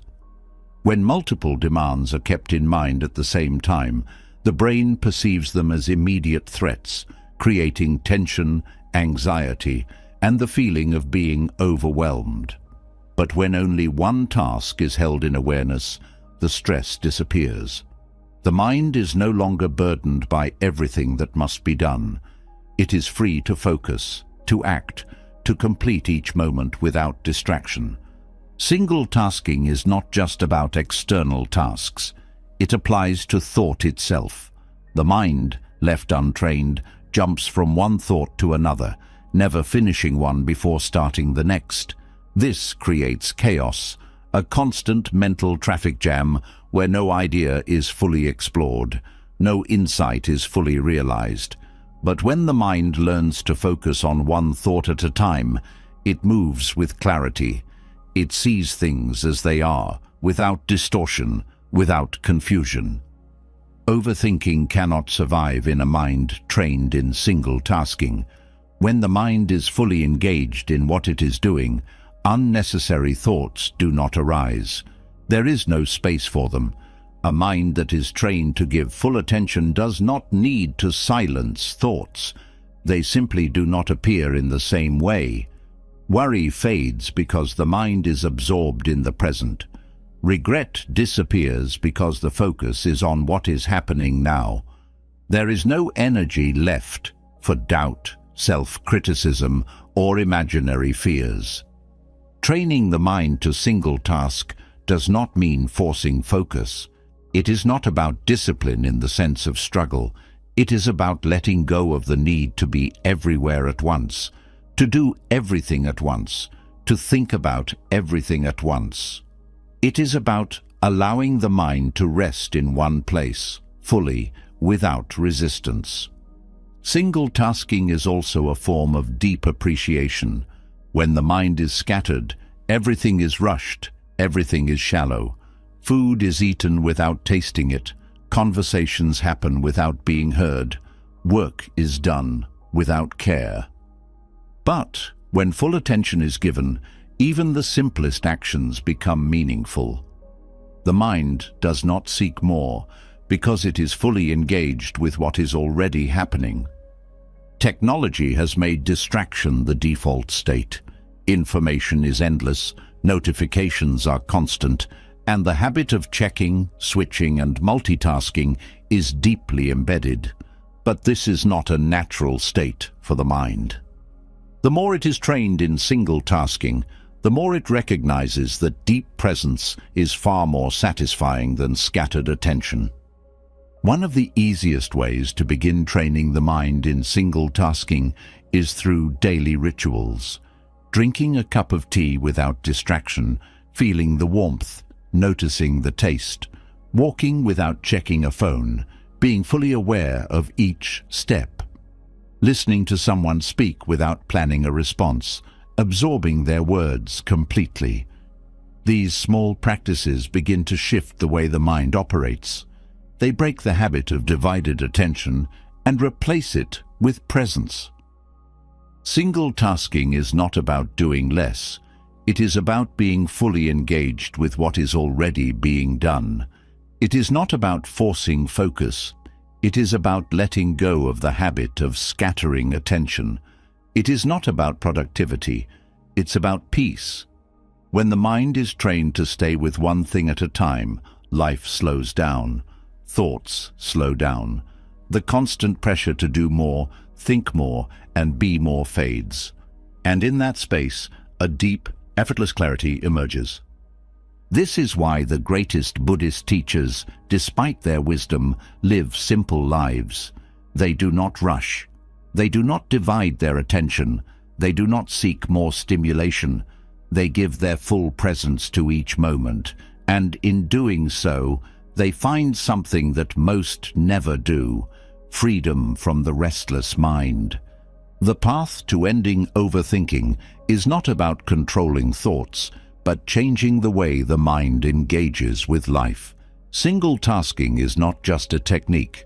It is a way of living.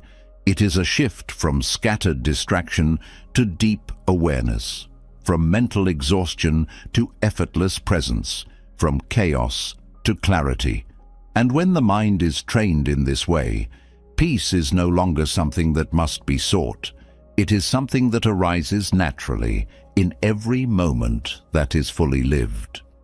When the mind learns to focus on one thing at a time, distractions lose their grip and clarity begins to emerge. But even as focus deepens, another challenge arises: what to do with thoughts themselves. Some believe the only way to find peace is to eliminate thoughts completely, suppressing them until the mind is silent. Others assume that every thought must be indulged, analyzed, and followed wherever it leads. Both approaches create suffering. Suppression creates tension, an internal battle that makes thoughts return even stronger. Overindulgence leads to endless mental loops, making clarity impossible. The mind swings between these two extremes, never finding balance. Buddhism offers another way, the middle way.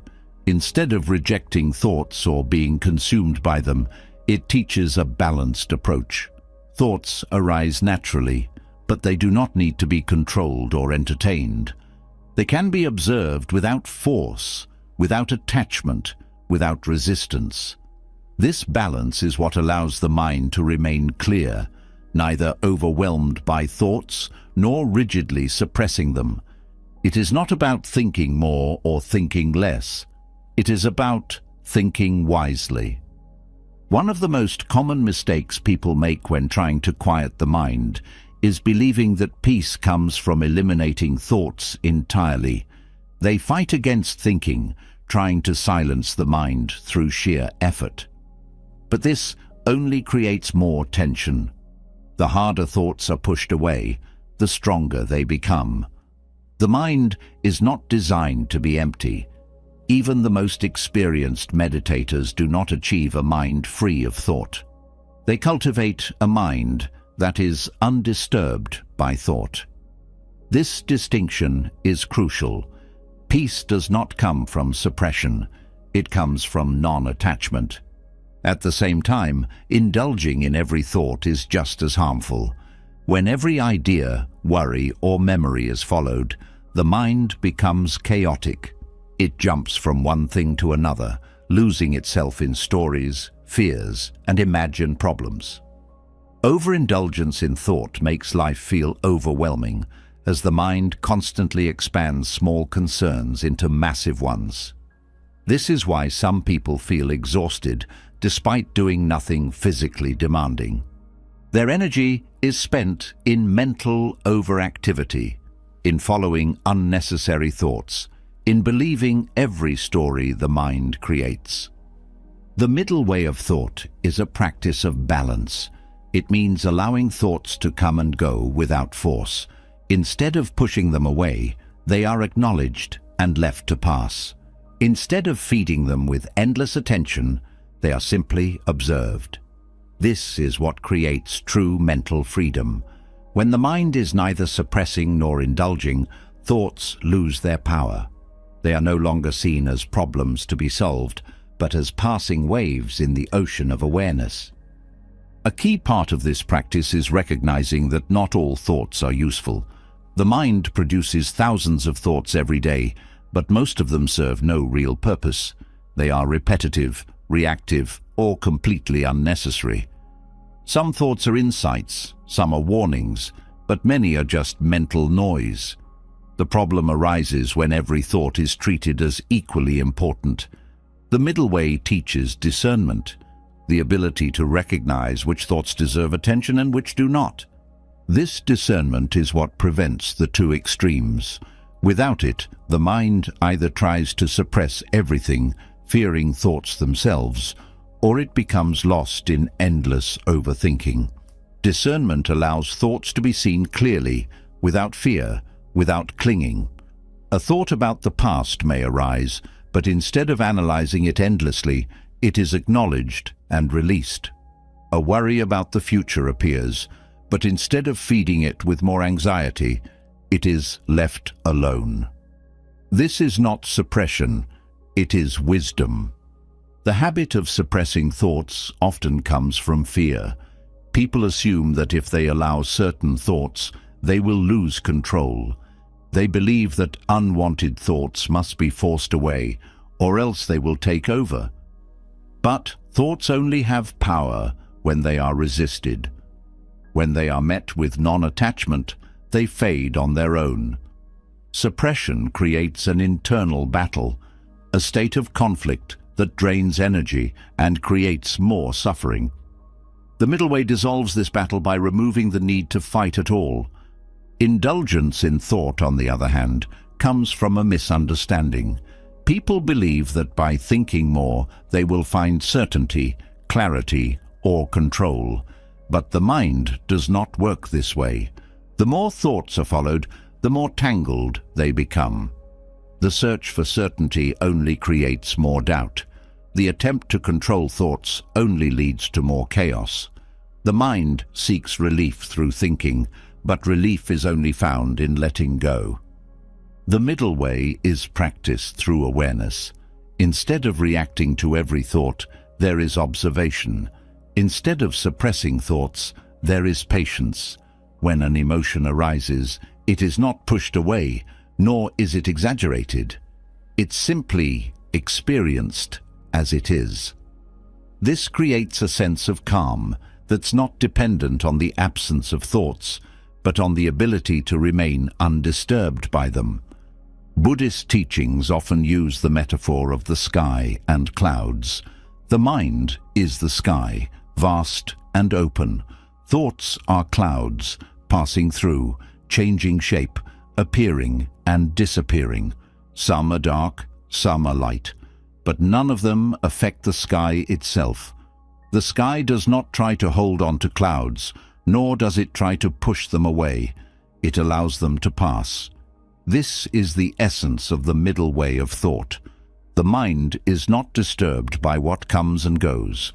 It remains as it is, clear and spacious. This approach to thought is not something that happens instantly. It is a practice, a gradual retraining of the mind. At first, there is the impulse to react, to suppress, to indulge. But with continued awareness, these impulses weaken. The mind starts to recognize that thoughts are not threats, that they do not need to be controlled. They appear, they pass, and nothing is lost. One of the most effective ways to develop this balance is through meditation. Sitting in stillness, watching the mind, seeing thoughts arise and dissolve without interference. This practice directly reveals the nature of thought. Instead of trying to change thoughts, there is the simple act of witnessing them. Over time, the grip of thought weakens. The need to react disappears. The extremes of indulgence and suppression are replaced with effortless awareness. The middle way of thought also transforms daily life. Conversations become more present because the mind is not lost in overanalysis. Work becomes more focused because the mind is not scattered between tasks. Emotions are felt deeply, but do not overwhelm, because they are not resisted or over-examined. Life itself becomes clearer, because the mind is no longer clouded by excessive thought. The greatest benefit of this practice is freedom. The mind is no longer a battlefield, no longer a place of struggle. There is no longer the burden of controlling every thought, nor the exhaustion of following every mental story. There is only clarity, balance, and a deep sense of inner peace. This is why the middle way is central to Buddhist teachings. It applies not only to thoughts, but to all aspects of life. Extreme control leads to suffering. Extreme indulgence leads to suffering. But balance creates ease. A mind that follows this path does not need to escape thought, nor does it need to cling to it. It does not seek stillness through force, nor does it drown in unnecessary mental activity. It simply remains present, aware, and at peace. And when this balance is found, the restlessness of overthinking disappears, not because thoughts have stopped, but because they no longer disturb the vast, open awareness that holds them all. When the mind learns to balance thought, neither indulging nor suppressing, it begins to see something deeper. Thoughts themselves are not the problem. It is what the mind does with them that causes suffering. A single thought is harmless, a flicker of mental activity. But the mind rarely leaves thoughts as they are. It turns them into stories. It takes a passing concern and expands it into a full narrative of fear and failure. It takes a moment of discomfort and builds an identity around it. Instead of experiencing life directly, the mind overlays it with interpretations, assumptions, and conclusions that create unnecessary suffering. Buddhism teaches that much of human misery comes not from external events, but from the mind's habit of storytelling. The event itself is never as painful as the story built around it. A simple comment from someone is replayed in the mind, dissected, exaggerated, and turned into evidence of rejection. A moment of embarrassment is stretched into a narrative of personal inadequacy. A minor setback is expanded into a prediction of complete failure. The mind does not let things remain small. It builds, it expands, it creates stories that have little to do with reality. The more these stories are believed, the more they shape perception. A thought of doubt turns into a full story of being incapable. A brief worry becomes a prophecy of disaster. A single event in the past is relived so many times that it becomes a defining part of identity. The problem is not that thoughts arise. It is that they are transformed into complex stories that are mistaken for truth. These mental narratives create an artificial version of reality, one that is filled with suffering, not because of what is happening, but because of what is being added to it. Dropping the story means learning to see thoughts as they are, fleeting, insubstantial, and often unnecessary. It is the recognition that thoughts do not need to be built upon, that they do not need to be turned into narratives. A thought of worry can be left as a thought of worry. It does not need to become a mental movie of catastrophe. A thought of sadness can arise and dissolve without the mind creating an entire explanation for it.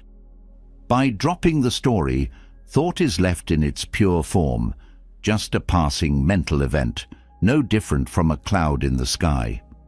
The mind clings to stories because they provide a sense of identity. People do not just experience emotions, they attach narratives to them that reinforce their self-image. Someone who has failed at something does not just see it as an event, they create a story that they are a failure. Someone who experiences rejection does not just feel hurt in the moment, they construct a lifelong narrative of being unwanted. These stories shape behavior, reinforce limiting beliefs, and create a self that feels trapped in endless overthinking. Buddhism teaches that identity itself is a story. The self is not a fixed thing, but a collection of narratives pieced together from memory and thought. The moment these narratives are questioned, their power weakens. If the story of being incapable is dropped, what remains? If the story of being unworthy is released, what is left? Without stories, there is only direct experience. Life as it is, not as the mind has framed it. One of the greatest sources of mental suffering is the belief that stories are necessary. The mind assumes that analyzing, explaining, and narrating every thought will lead to understanding, but it only leads to entrapment. The deeper the story goes, the harder it becomes to see life clearly. Each added layer of thought moves further away from direct experience. The truth is never found in the mind's explanations. It is found in what is, before the story is created. Breaking the habit of storytelling begins with awareness. The moment a thought arises, there is a choice, to let it pass or to build on it. If it is left alone, it dissolves naturally. If it is fed with more thought, it becomes a story. Most suffering is self-created, built through repeated mental construction. When this is seen directly, the need to build stories begins to fade. The strongest stories are the ones tied to the past. The mind replays old wounds, adding meaning, interpretation, and conclusions that were never part of the original experience. A single painful moment is relived so many times that it becomes a lifelong burden. The story is not just a memory, it is kept alive through constant mental reinforcement. But the past is gone. The only thing that keeps it alive is the mind's attachment to the story about it. Dropping the story does not mean ignoring the past. It means releasing the unnecessary weight attached to it. The event happened, but the suffering comes from the interpretation added to it. The past is not what continues to cause pain. It is the story that has been told about it again and again. The moment that story is dropped, the suffering dissolves. This applies equally to the future. Worry is nothing more than storytelling about what has not yet happened. The mind creates scenarios, predicting disaster, failure, or rejection before anything has even occurred. But these are just mental constructions. The future does not exist as the mind imagines it. The story of what could go wrong is just that, a story. And like all stories, it can be dropped. Buddhist practice encourages direct experience as a way to break free from storytelling. Instead of analyzing emotions, they are felt fully, without mental commentary. Instead of explaining thoughts, they're observed in their raw form. Instead of interpreting events, they are experienced as they are. This direct engagement with life removes the need for excessive thought, making overthinking unnecessary. Meditation is one of the most powerful tools for breaking the habit of storytelling. Sitting in silence, watching the mind, it becomes clear how often it turns simple thoughts into elaborate narratives. A single worry appears, and before it is even recognized, the mind has already turned it into a complex prediction of failure. A single memory arises, and within moments, the mind has built an entire emotional story around it. But when these patterns are seen, they lose their grip. The mind realizes that thoughts do not need to be turned into anything. They can be left as they are. The more this is practiced, the quieter the mind becomes. Not because thoughts have stopped, but because they are no longer transformed into stories.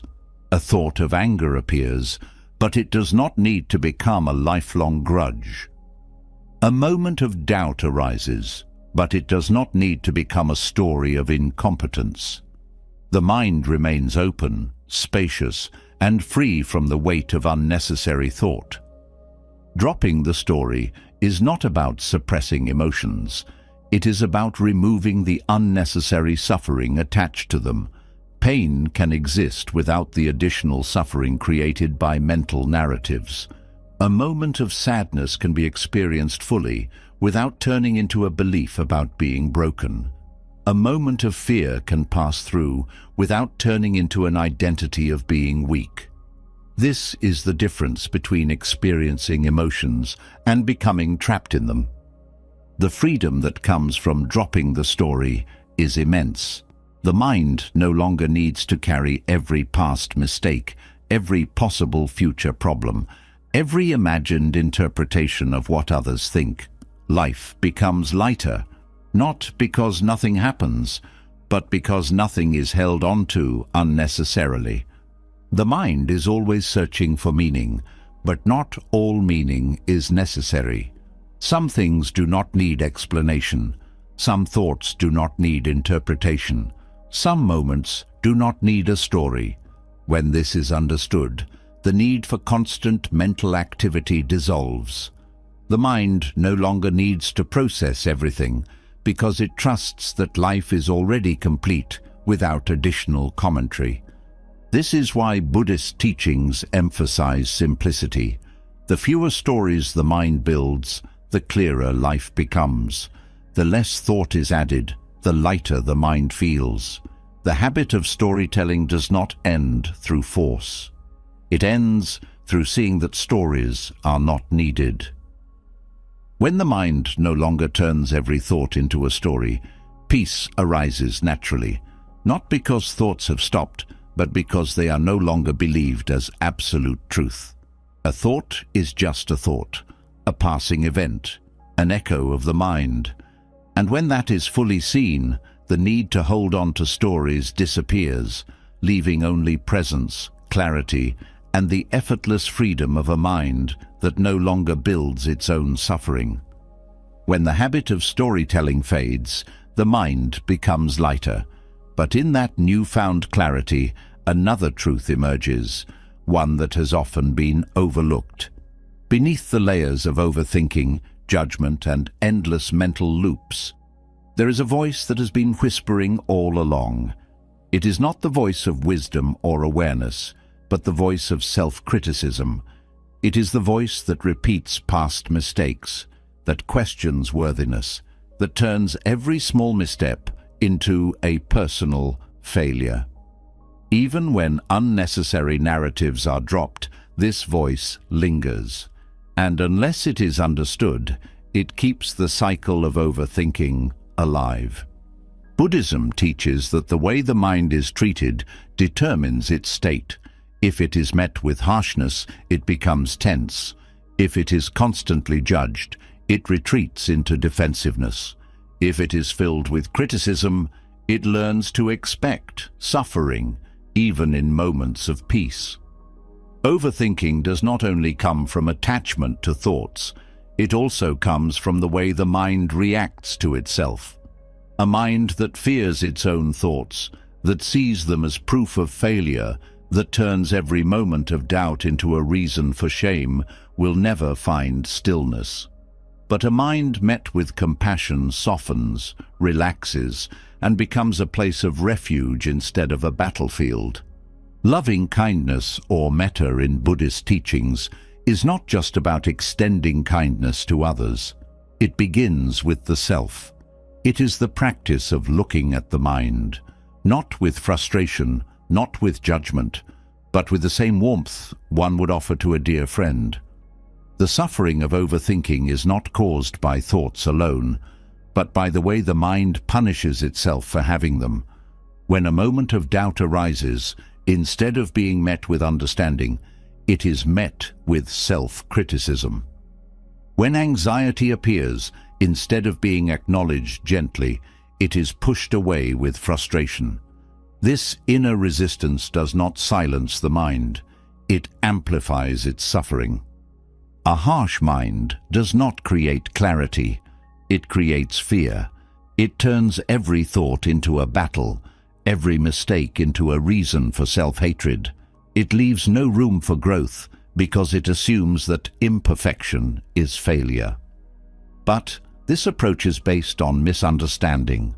The mind was never meant to be controlled through force. It was never meant to be perfect. It was meant to be understood, accepted, and cared for, just like any other part of life. Buddhist compassion teaches that the way to quiet the mind is not by force, but by kindness. A child who is constantly scolded will become anxious, afraid to make mistakes. A mind that is constantly criticized does the same. It becomes defensive, reactive, caught in cycles of overanalysis, trying to avoid further punishment. But when the mind is met with understanding, it begins to trust itself. It no longer resists thoughts, no longer fights emotions, no longer fears imperfection. It finds peace, not through control, but through self-acceptance. One of the strongest sources of overthinking is the belief that the mind should be different than it is. People assume that if they were smarter, more disciplined, more enlightened, they would not have anxious thoughts. They believe that their mental struggles are proof of failure. But Buddhism teaches that the mind is not a problem to be fixed. It is an experience to be lived. Thoughts arise, emotions fluctuate, patterns come and go. None of this is a sign of failure. It is simply the nature of the mind.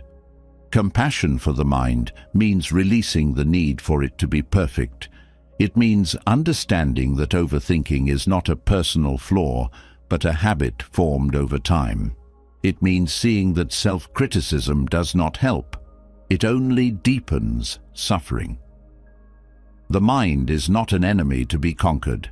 It is a wounded part of the self that has been trying, in its own way, to keep things under control. Even the most destructive thought patterns started as an attempt to protect. Worry was meant to prepare for the future. Self-doubt was meant to avoid mistakes. Overanalysis was meant to find certainty.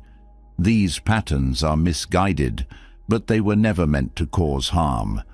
This is why self-compassion is so powerful. The moment the mind is met with kindness instead of judgment, it stops resisting. It stops feeling the need to defend itself. It stops fighting against its own nature. Instead of fearing its own thoughts, it begins to trust that it can handle them. Instead of spiraling into shame, it allows itself to feel, to process, and to move forward without unnecessary suffering. Many people misunderstand self-compassion as weakness. They assume that being kind to the mind means allowing negative habits to continue. But the opposite is true. A harsh mind does not lead to growth. It leads to paralysis. When mistakes are met with shame, learning stops. When struggles are met with criticism, progress becomes impossible. But when the mind is met with understanding, it becomes willing to change. Not because it is forced, but because it feels safe enough to let go of what no longer serves it. The practice of metta is one of the most transformative ways to shift from overthinking to peace. It begins with the simple act of recognizing suffering and responding to it with kindness. Instead of resisting thoughts, they are acknowledged gently. Instead of punishing the mind for wandering, it is brought back with patience. Instead of feeding cycles of self-judgment, there is the quiet recognition that imperfection is part of being human. This practice extends beyond thought. It transforms how emotions are handled, how challenges are faced, how setbacks are processed. A mind trained in self-compassion no longer sees struggle as failure. It sees difficulty as a natural part of growth. It does not rush to judgment, does not punish itself for not having all the answers, does not spiral into shame. It simply acknowledges what is happening, meets it with understanding, and moves forward without unnecessary suffering. When self-compassion deepens, the need for overthinking dissolves. The mind no longer sees every challenge as a threat. It no longer reacts to every mistake with fear. It no longer holds on to the belief that constant thought is the only way to stay safe. It learns to trust itself. It learns to rest. It learns that it does not need to prove anything to be worthy of peace. Meditation is one of the most powerful ways to cultivate this shift. In stillness, the patterns of the mind become clear. The automatic self-criticism, the instinctive resistance, the way thoughts are treated with hostility instead of kindness. But in that awareness, a choice emerges. The choice to respond differently. The choice to meet each thought, each emotion, each moment of suffering with understanding instead of judgment. Over time, this response becomes a habit, and with this habit, the mind begins to heal. Compassion does not eliminate all struggles. It does not make the mind silent forever, but it changes the relationship with thought. A mind that is met with kindness no longer fears itself. It no longer turns every small difficulty into a crisis. It no longer punishes itself for simply being as it is. And in that space, the mind finds something it has been searching for all along. Not more control, not more certainty, but the quiet, effortless relief of finally being at peace with itself. When the mind is met with compassion, its grip loosens. The weight of self-criticism lightens, the inner battles weaken, and a new understanding begins to take shape. But even as kindness grows, another truth must be faced. Thoughts themselves are not as solid, reliable, or meaningful as they appear. The mind produces an endless stream of thoughts, yet most of them dissolve as quickly as they arise. Some repeat themselves, some contradict each other, some are based on fears that never come true. And yet, the habit of clinging remains. Even the most compassionate mind can still fall into the trap of believing every thought it encounters. This is where the Buddhist teaching of shunyata, or emptiness, reveals its wisdom. The nature of thought is emptiness. This does not mean that thoughts do not exist, but that they have no inherent substance. They arise, pass, and leave no trace unless the mind clings to them. They have no solid core, no ultimate truth, no lasting reality. And yet, most suffering arises from taking them too seriously. A single thought can shift the entire mood of the day. A passing worry can create hours of stress. A brief moment of self-doubt can lead to decisions based on fear instead of clarity. The problem is not that thoughts exist, it is that they are mistaken for reality. Buddhism teaches that thoughts are like reflections in water. They appear clear, vivid, even convincing, but they are not the things they represent. The mind creates images, concepts, and stories about reality, but these are not reality itself. A thought about the future is not the future. A memory is not the past itself, but a mental reconstruction. A fear of what might happen is not evidence that it will. But when thoughts are believed without question, they create an illusion of certainty that leads to suffering. Most people assume that if a thought appears, it must mean something. If a worry arises, it must be addressed. If an idea enters the mind, it must be pursued. But thoughts are not instructions. They are not prophecies. They are not commands. They are passing mental events, no different from sounds in the environment. A bird sings, a car passes, a thought appears. None of them require attachment. Yet, unlike external sounds, thoughts are mistaken for personal truth. The mind assumes, "This is my thought, so it must be important." But thoughts do not belong to anyone. They arise from conditioning, from past experiences, from subconscious activity. They are not the voice of wisdom. They are echoes of the mind's habits. Understanding the emptiness of thought does not mean rejecting all thinking. It means seeing thought for what it is: temporary, unreliable, and often unnecessary. This recognition creates space. Instead of getting caught in mental spirals, there is a natural release. Instead of reacting to every thought, there is patience. The urgency to solve every mental question fades. The pressure to analyze every feeling dissolves. The mind begins to see that most thoughts, if left alone, disappear on their own. One of the strongest illusions of thought is the belief that more thinking leads to more clarity. But the opposite is often true. The deeper thoughts are analyzed, the more tangled they become. The more a problem is thought about, the more complex it appears. The more emotions are dissected, the stronger they seem. Thought does not always resolve itself through more thought. Often, peace is found in stepping back, in allowing thoughts to rise and fall without interference. Shunyata is not a philosophy to be accepted intellectually. It is a reality to be experienced directly. In meditation, the emptiness of thought becomes clear.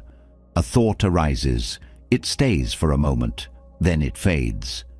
If it is not grasped, it passes like a cloud in the sky. The mind may try to hold on to it, to examine it, to find meaning in it. But when thought is left alone, it vanishes, revealing its impermanent nature. The suffering that seemed attached to it also fades. It was never the thought itself that caused suffering, but the clinging to it. A common fear is that without attachment to thought, life will lose its direction. People believe that they need to grasp thoughts to stay in control, to make decisions, to plan, to understand. But clarity does not come from grasping. It comes from seeing. When thought is no longer mistaken for absolute truth, the mind operates with more precision, not less. It moves with ease instead of tension. It responds instead of reacting. It trusts that insight arises naturally when space is given. not when the mind forces conclusions. This is why some of the greatest wisdom arises in moments of stillness. When the mind is no longer straining to understand, clarity emerges on its own. When thought is given room to breathe, it settles naturally. This is not passivity. It is intelligence beyond effort. The mind that does not rush to control thought sees with greater accuracy. It knows that not every passing idea deserves attention. Not every worry needs a solution. Not every judgment is true. Over time, this practice transforms daily life. The grip of thought loosens. Worries appear, but do not take root. Self-doubt arises, but is not followed. Irritations come and go without turning into prolonged frustration. The need to argue with reality fades. There is less mental noise, less inner resistance, less suffering. Life becomes lighter, not because thoughts have disappeared, but because they are no longer mistaken for reality. This shift does not mean thought loses its usefulness. The mind still functions, still plans, still reflects, but it does so without excess. It no longer overthinks small details. It no longer replays conversations endlessly. It no longer turns fleeting emotions into personal crises. Thought remains, but its weight is gone. It becomes a tool rather than a master. A practical way to cultivate this awareness is to question thoughts as they arise, not to debate them, not to argue with them, but to see their nature clearly. If a thought says, "This will go wrong," is that an undeniable truth or just mental activity? If the mind says, "I am not good enough," where is the proof? If a worry appears about the future, does worrying change the future? When these questions are asked without attachment, thought is exposed for what it is: a passing mental event, nothing more. Meditation is the most direct way to experience this truth. Sitting in stillness, watching thought appear and disappear, it becomes clear that none of them last. None of them have substance. None of them need to be held on to. In this practice, the weight of the mind dissolves. Thought still arises, but it does not control. It no longer pulls the mind into unnecessary suffering. It no longer dictates emotions, choices, or identity. This realization is not about disengaging from life. It is about engaging fully, without the burden of unnecessary mental chatter, without the illusion that thoughts define reality, without the assumption that thinking more leads to more peace. When the mind sees the emptiness of thought, it is no longer enslaved by it. It moves freely, lightly, without resistance. And in that space, life is no longer lived through the filter of mental noise. It is experienced directly, as it truly is. When the mind sees the emptiness of thought, its grip begins to loosen. But seeing is not the same as breaking free. Even when the illusion of thoughts is exposed, old patterns remain. Thoughts may no longer be taken as absolute truth, but they still arise, repeating the same cycles, pulling attention in familiar directions. The weight of overthinking is not just in believing thoughts, but in being caught in them before awareness even has a chance to intervene. Recognizing this is one step, but transformation happens when the root of overthinking is revealed. And there is only one way to see it clearly: silence. Silence is not the absence of sound. It is the absence of mental noise. In a world that fills every empty space with distraction, silence feels uncomfortable. The moment external noise fades, the mind's chatter becomes louder. It rushes to fill the space with unfinished thoughts, unresolved emotions, unanswered questions. It searches for something to hold on to, something to keep itself busy. This is why most people struggle with stillness. They assume the discomfort comes from boredom, but in reality, it comes from facing the mind without escape. Meditation is the mirror that reflects the mind back to itself. It does not change anything. It does not silence thoughts by force. It does not create a different reality. It simply shows what has always been there, hidden beneath layers of distraction, buried under endless analysis, masked by external stimulation. When everything else is stripped away, what remains is the raw nature of thought, the unconscious patterns that have shaped behavior, the unnoticed fears that have controlled decisions. And in that mirror, overthinking is exposed for what it is, not intelligence, not problem-solving, but an unconscious loop running on its own momentum. The first time the mind meets this silence, it resists. It does not want to be seen so clearly. It fights against stillness, filling meditation with restless energy, creating thoughts about the practice itself, searching for distractions, even in the act of sitting. It fears what will be revealed, not because the truth is unbearable, but because the mind has spent years running from it. But if the resistance is not fought, if it is simply observed, something shifts. The patterns become clearer. The mind begins to see its own habits, how it jumps from one thought to another, how it clings to certain emotions, how it builds stories out of fleeting impressions. The illusion of control fades, and the deeper roots of overthinking are exposed. One of the most profound realizations in meditation is that overthinking is not an action, it is a reaction. The mind does not decide to overthink. It simply reacts to discomfort by filling the space with thought. Anxiety arises, and instead of feeling it, the mind creates scenarios, trying to predict or control the future. Doubt appears, and instead of observing it, the mind spins into self-analysis, trying to find certainty where none exists. Every uncomfortable emotion becomes a trigger for thought, not because thought is useful, but because it is familiar. It creates the illusion of movement, a way to avoid sitting with what is. Meditation reveals this process in real time. As the mind settles, thoughts arise.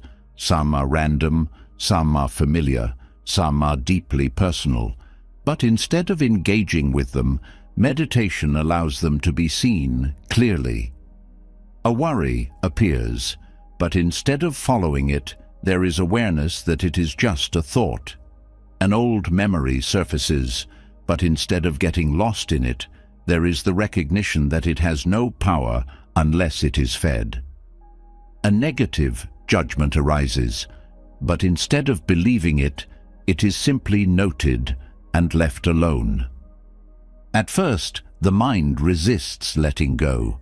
It tries to justify every thought, convincing itself that analysis is necessary, that certain thoughts must be followed, that without thinking, control will be lost. But as meditation deepens, something profound happens. The thoughts begin to slow, not because they are forced to stop, but because they are no longer being fueled. The habit of overthinking is broken not by fighting thoughts, but by losing interest in them. The mind starts to prefer stillness over mental noise, clarity over unnecessary complexity, presence over endless rumination. This is where real freedom begins. Overthinking is not something that needs to be fixed. It is something that dissolves when it is no longer needed. When the mind is no longer using thought to escape discomfort, when it no longer believes that more thinking leads to more control, when it sees directly that peace does not come from solving every question, but from letting go of unnecessary ones, the habit fades. It no longer has the same grip. Thoughts still arise, but they do not take over. Mental chatter still exists, but it is background noise, not an overwhelming force. Meditation also reveals another truth. Most of the thoughts that create suffering are not new. They are recycled patterns, echoes of past worries, variations of the same self-doubt, the same imagined fears, the same unresolved emotions disguised as new problems.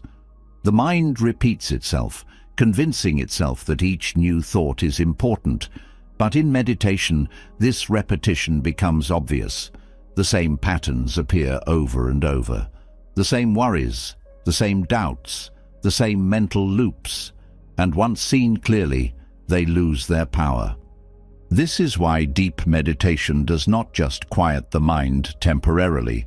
It uproots overthinking at its source. It does not teach the mind to avoid thoughts, nor does it force silence. It simply removes the illusion that thought is necessary for peace. It trains the mind to see thought as it is, impermanent, insubstantial, often unnecessary. And in that recognition, the need to overthink dissolves. The more this is practiced, the more effortless it becomes. At first, the mind may struggle. It may slip back into old habits. It may resist stillness. It may convince itself that meditation is pointless. But over time, the effort disappears. Thought loses its grip naturally. There is no need to force clarity. It emerges on its own. No need to stop thinking. It slows on its own. No need to fight the mind. It becomes still on its own. In daily life, this shift changes everything. There is less urgency in solving problems that do not need solving.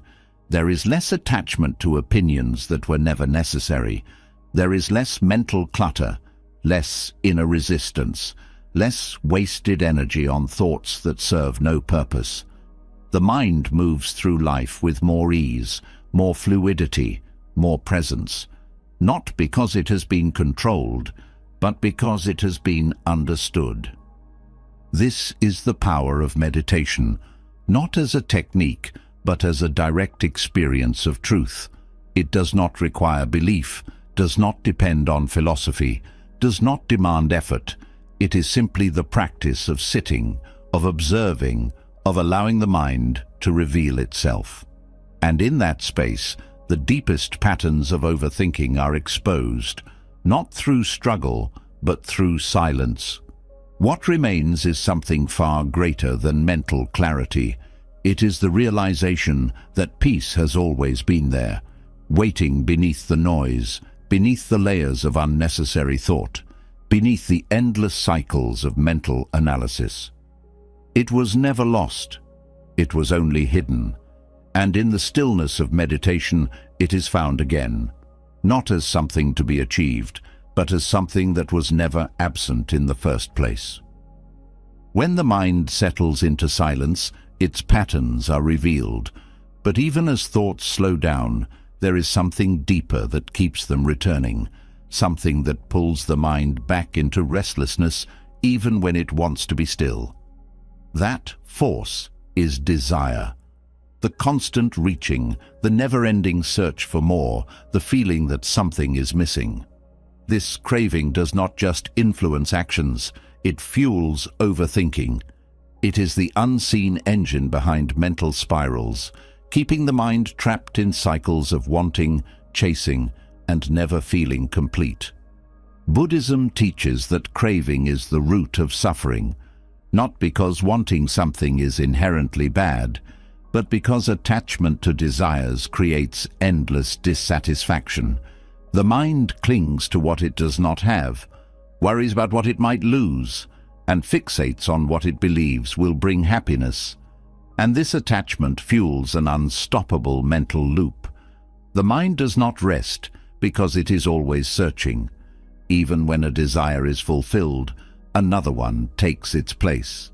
The cycle repeats, pulling attention away from the present, making peace impossible. Desire in itself is not the problem. The problem is the belief that fulfilling desires will bring lasting happiness. The mind assumes that if it just gets the right job, the perfect relationship, the ideal body, or the recognition it craves, it will finally be at peace.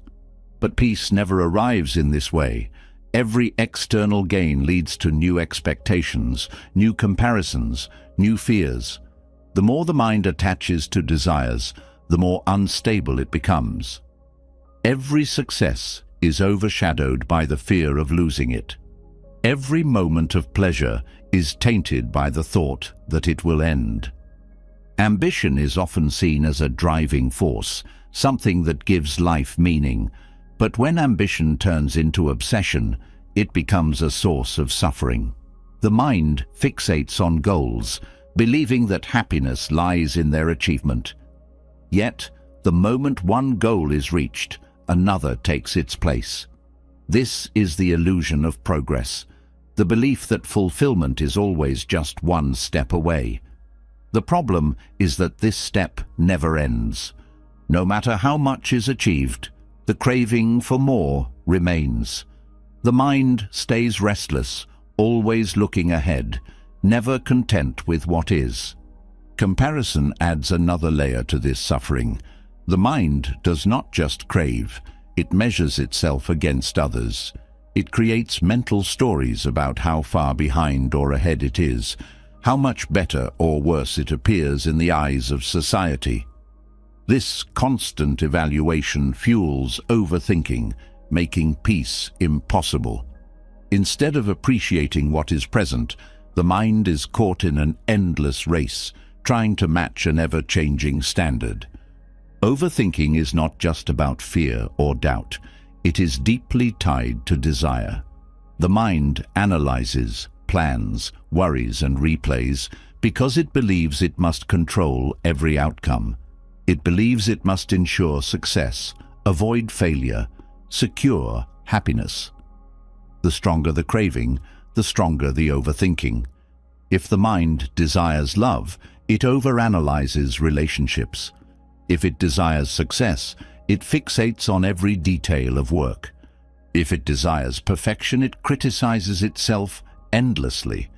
Desire turns the mind into an engine that never stops running, burning energy over things that never bring real peace.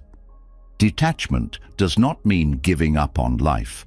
It means freeing the mind from the illusion that happiness is found in chasing something outside of itself. It means seeing through the lie that more will ever be enough. It is the realization that contentment is not in what is gained, but in what is let go. When the mind is no longer ruled by craving, it becomes light. It no longer needs to overthink, because it no longer believes that thinking will complete what is already whole. Breaking free from this cycle requires seeing how it works. The mind must look directly at desire, not with resistance, but with awareness. It must observe how every craving leads to attachment, how every attachment leads to fear, how every fear leads to overthinking. The mind must question whether the things it chases actually bring the peace it seeks. When this is seen clearly, detachment happens naturally. The mind no longer clings to desires, because it sees that they do not hold the happiness they promised. There is nothing wrong with enjoying life, but enjoyment is different from attachment. A person who enjoys something fully in the moment, without needing it to last forever, experiences true freedom. But a person who attaches to enjoyment, fearing its loss, turning it into an identity, making it the source of their happiness, becomes trapped. The mind becomes addicted to keeping what cannot be kept, to chasing what always changes. This is the root of suffering, and this is what fuels endless thought. Meditation reveals this attachment in real time. Sitting in silence, the mind becomes restless. It craves stimulation, it wants movement, it searches for something to hold on to. But in that craving, the pattern becomes clear. The mind is always running, not because it has to, but because it has never known anything else. The moment the mind stops feeding desire, something unexpected happens. Stillness no longer feels empty. Peace no longer feels like something to be earned. The mind begins to rest in itself without needing anything more. The greatest fear people have about letting go of desires is the belief that life will lose meaning. If there is no craving, no ambition, no striving, will there be anything left? But meaning is not found in attachment. It is found in presence. The deepest joy comes not from getting what is wanted, but from fully experiencing what is. A mind that is free from craving does not lose direction. It moves with greater clarity. It still acts, still creates, still enjoys, but without the weight of expectation, without the suffering of attachment. Over time, this shift changes everything. Thoughts no longer spiral around wanting and lacking. The need to compare weakens. The urgency to prove something disappears. The mind no longer wastes energy on what is outside of its control. It stops trying to force life to match its expectations and instead meets life as it is. This is not passivity. It is the deepest form of freedom. It is the ability to engage fully without being owned by what is engaged in. This understanding is not intellectual. It must be experienced directly. When the mind sits in stillness, observing itself, it begins to see the root of its suffering. It sees that desire is not just about objects, status, or success. It is woven into every aspect of thought. It is present in the way the mind clings to identity, to beliefs, to control. It is the cause of every mental struggle. And when this is fully seen, the grip of desire weakens. The mind stops running. Overthinking fades, not because thought is forced to stop, but because the need for it disappears. True freedom is not found in having everything. It is found in needing nothing. This does not mean rejecting life, but embracing it without grasping. It means allowing each moment to be enough as it is. When the mind no longer believes that something is missing, overthinking loses its foundation. There is no longer the need to chase, to analyze, to compare. There is only presence. And in that presence, the mind is finally at peace. When the weight of desire is lifted, the mind becomes lighter. It no longer chases after an endless list of wants, nor does it measure itself against an invisible standard of success. But there is still something that keeps overthinking alive, something more subtle than craving, yet just as powerful. It is the fear of not knowing, the uncertainty of the future, the unpredictability of life, the questions without clear answers. The mind clings to the illusion that knowing more, predicting more, and preparing more will bring security. But in reality, it only brings more mental noise. The more the mind tries to control the unknown, the more restless it becomes. Overthinking thrives on uncertainty. The mind believes that by thinking enough, it can remove doubt, find the perfect answer, and eliminate risk. But uncertainty is not a problem to be solved. It is a reality of life. No matter how much thought is poured into predicting the future, it will always remain unknown. The belief that more thinking will bring certainty is an illusion. It does not lead to clarity, it leads to exhaustion. It does not bring security, it creates more doubt. Buddhism teaches that true freedom comes not from eliminating uncertainty, but from making peace with it. The mind does not need to know everything. It does not need to have every answer. It does not need to control what happens next. The more it accepts the unknown, the quieter it becomes. This does not mean passivity. It means trusting that life unfolds with or without excessive thought, that clarity arises not from forcing answers, but from allowing space for them to emerge. The mind resists uncertainty because it equates not knowing with danger. It assumes that if something is unpredictable, it must be prepared for. It runs through scenarios, analyzes every possibility, builds mental defenses against things that may never happen. But this habit does not protect. It only drains. The truth is, most of the things the mind worries about never unfold the way they are imagined. The future is not shaped by thoughts alone. It is shaped by action, by response, by adaptation. Overthinking does not prepare the mind for uncertainty. It blinds it with unnecessary fear. Letting go of the need to know everything does not mean becoming careless. It means understanding that knowledge has limits, that not all answers exist in advance, that clarity comes through experience, not through endless thought. Some of the greatest insights arise when the mind is no longer struggling to find them. The strongest decisions come when the pressure to be certain is removed.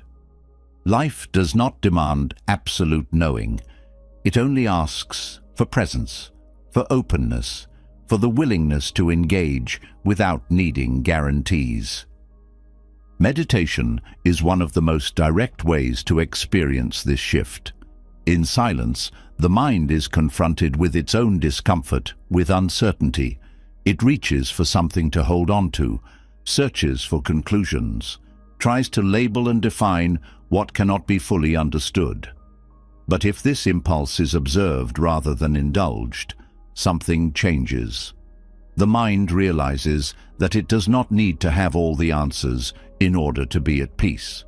It does not need to solve every question in order to move forward. The habit of grasping at certainty weakens, and a new kind of clarity emerges, not one built on absolute knowing, but one rooted in deep trust. Over time, this understanding transforms daily life. The fear of making the wrong decision fades. The pressure to predict the future weakens.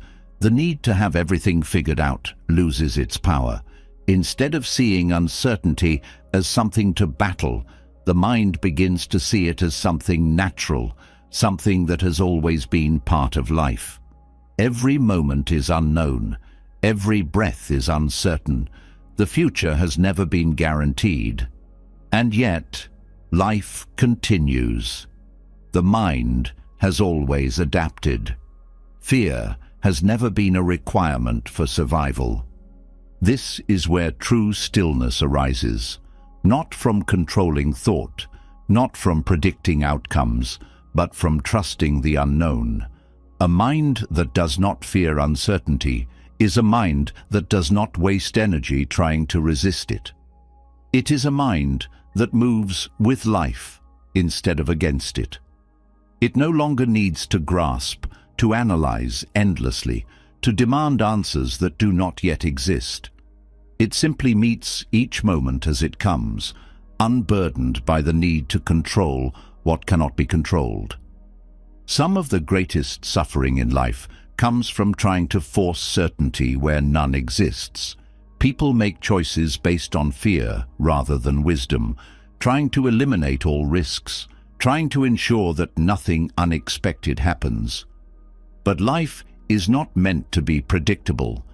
It is not meant to be controlled through over-analysis. It is meant to be lived.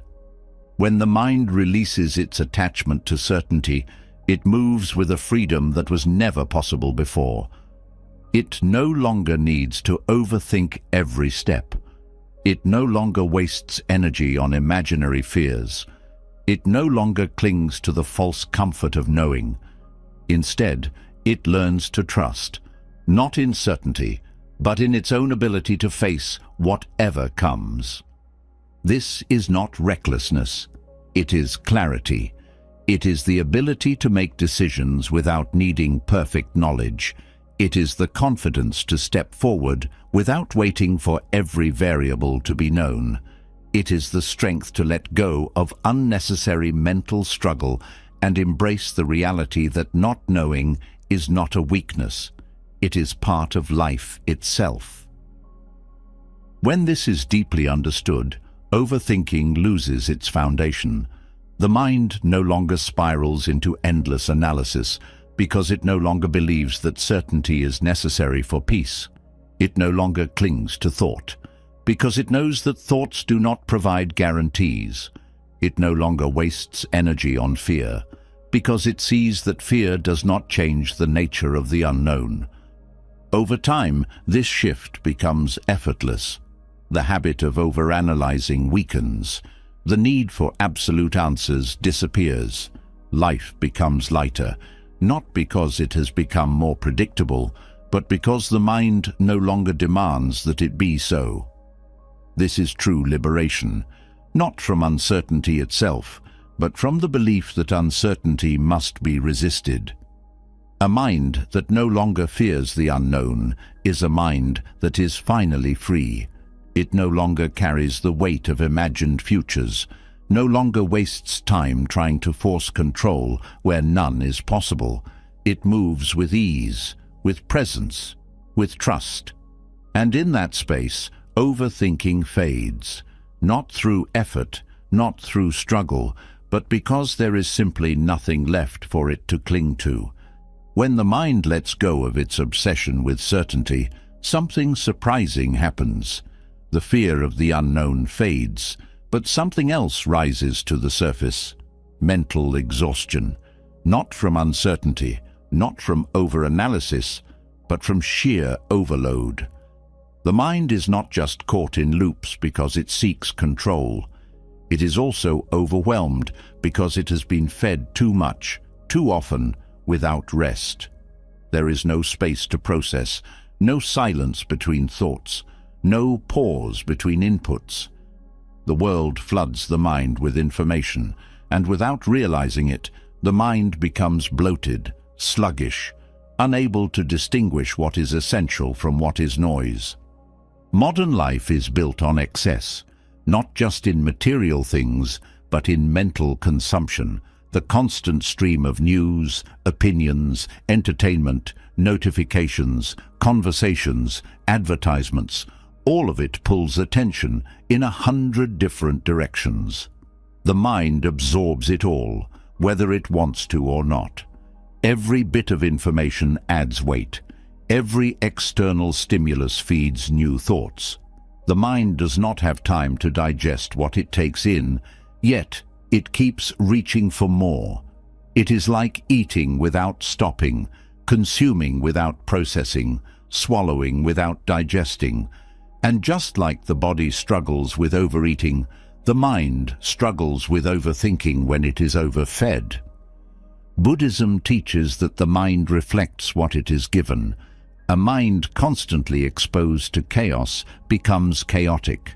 A mind filled with fear-based information becomes anxious. A mind trained to jump from one distraction to another loses the ability to be still. The more input it receives, the more restless it becomes. And yet, most people never question this. They assume that more knowledge, more updates, more stimulation will make them better prepared, more informed, more in control. But the opposite is true. Too much information does not bring clarity, it brings confusion. Too many opinions do not bring understanding, they bring doubt. Too much mental input doesn't make the mind sharper, it makes it fragmented, overworked, and drained. The mind was never meant to process infinite amounts of information. It was never meant to hold the weight of the entire world. It was designed for presence, for clarity, for focus. But in a world where everything demands attention, the mind is constantly pulled in different directions, leaving it stretched thin. Over time, it loses the ability to rest. Even when there is no immediate problem, the mind feels heavy, burdened, unable to slow down.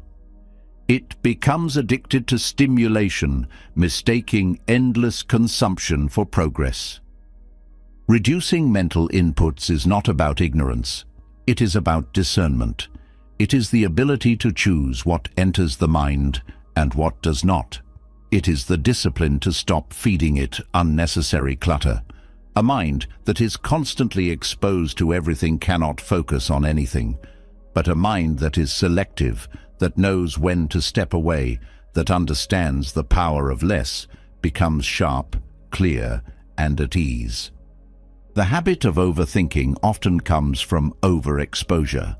When the mind consumes too much, it does not know what to prioritize. It treats every thought, every problem, every piece of information as equally important. It jumps from one thing to another, never settling. But just like the body benefits from fasting, the mind benefits from space.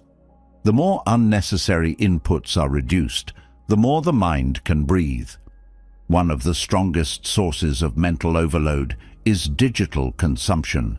Social media, news, entertainment, all of it competes for attention. Every time the mind engages, it absorbs something. Even a few seconds of scrolling introduce dozens of new ideas, new comparisons, new thoughts to process. The mind does not have time to sit with anything. It is always being pulled to the next thing. This creates an addiction to input, making stillness feel unnatural. But when mental consumption is reduced, clarity returns. The mind becomes lighter, thoughts slow down, and overthinking begins to fade. It is not just external content that overwhelms the mind. Conversations, arguments, opinions from others, all of these add to mental clutter. The mind takes in everything it hears, storing it, analyzing it, replaying it. The more unnecessary conversations it engages in, the more it fills itself with external worries, external judgments, external conflicts. A mind that is always responding to outside noise cannot hear itself. It becomes reactive rather than intentional. But when it steps back, when it stops absorbing what does not serve it, it regains its center. It no longer carries the weight of every passing conversation. It no longer lets the words of others dictate its thoughts. This is not isolation, it is refinement. It is the ability to choose what is worth thinking about and what is not. A cluttered mind is not a wise mind. A mind filled with too much is not powerful. It is exhausted. Power comes from focus, from depth, from the ability to hold one thing at a time. The strongest minds are not the ones that know everything. They are the ones that know what to ignore. Meditation reveals this truth clearly. When the mind sits in silence, it begins to see how much unnecessary noise it carries. Thoughts appear that have no relevance. Worries arise that were taken from outside influences. Distractions try to pull attention away from the present. But as the practice deepens, something shifts. The mind starts to let go of what does not belong to it. It stops chasing thoughts that do not matter. It stops replaying inputs that were never useful. It learns to protect its space. And in that space, overthinking loses its foundation. The most effective way to reduce overanalysis is not to force thought to stop. It is to stop feeding it excess material. When the mind is given less, it thinks less. When it is no longer overwhelmed, it no longer overreacts. When it is not constantly pulled in different directions, it can focus, settle, and see with greater clarity. This practice extends beyond meditation. It is a way of living, choosing what to engage with, what to consume, what to participate in, not absorbing every piece of news, not reacting to every passing opinion, not indulging in every mental impulse. It is about creating intentional gaps, spaces of quiet where the mind can process rather than accumulate. A life that is constantly filled with noise does not create wisdom, it creates stress. But a life with space allows the mind to function as it was meant to. Over time, this shift transforms how the mind operates. It no longer needs constant input to feel engaged. It no longer jumps from one stimulus to another. It no longer clings to information that adds no real value. It becomes more selective, more intentional, more present. And as a result, overthinking weakens, not because effort is made to stop it, but because it is no longer being fed the excess it needs to survive. The greatest mistake people make is assuming that more knowledge, more content, more mental engagement leads to greater understanding. But understanding comes not from accumulation, but from clarity. And clarity only arises when there is space. A mind that is not overloaded is a mind that is naturally still. It does not spiral into unnecessary loops. It does not drown in details. It does not waste energy on things that do not matter. It stays where it needs to be, thinks only when necessary, and rests when thinking is not required. This is not detachment from life. It is the ability to experience life fully, without the constant interference of excess thought. It is the ability to engage deeply, without being consumed. It is the strength to know when to step away, when to be silent, when to stop adding more to what is already enough. And in that simplicity, overthinking dissolves, not because it was conquered, but because it was no longer needed. When the mind is no longer overwhelmed with unnecessary inputs, a new challenge emerges. It is not the absence of external noise that unsettles. It is the sudden awareness of an unfamiliar quiet. The mind, so accustomed to processing, consuming and reacting, now stands before an empty space. But instead of resting in it, it rushes to fill the gap. This is where overthinking takes on a new form, not as a reaction to external stimulation, but as an inability to simply be. The modern world has conditioned the mind to equate stillness with inactivity, inactivity with unproductivity, and unproductivity with failure.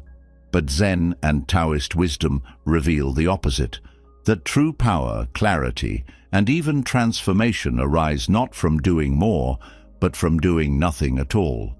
Stillness is not a void. It is not a lack of engagement with life. It is the most natural state of the mind, a state where thought does not need to be forced, action does not need to be rushed, and clarity emerges effortlessly. But because the mind is conditioned to movement, stillness feels unnatural. The moment nothing is happening, the mind seeks something to engage with, something to solve, something to process. But doing nothing is not passive. It is an art. It is the ability to allow thoughts to settle, to let unnecessary action drop away, to trust that the mind functions best when it is not forced into constant effort. Overthinking is a form of mental overexertion. It assumes that more thinking leads to more control, that constant mental effort will lead to better decisions, better outcomes, better results. But the greatest wisdom does not arise from forced thinking. It arises from an open, unburdened mind. Some of the greatest insights come not when the mind is struggling to find answers, but when it is given space to rest.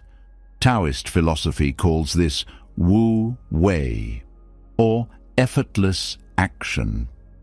It is the state in which the best decisions, the most creative solutions, and the deepest understanding emerge naturally, not from force, but from flow.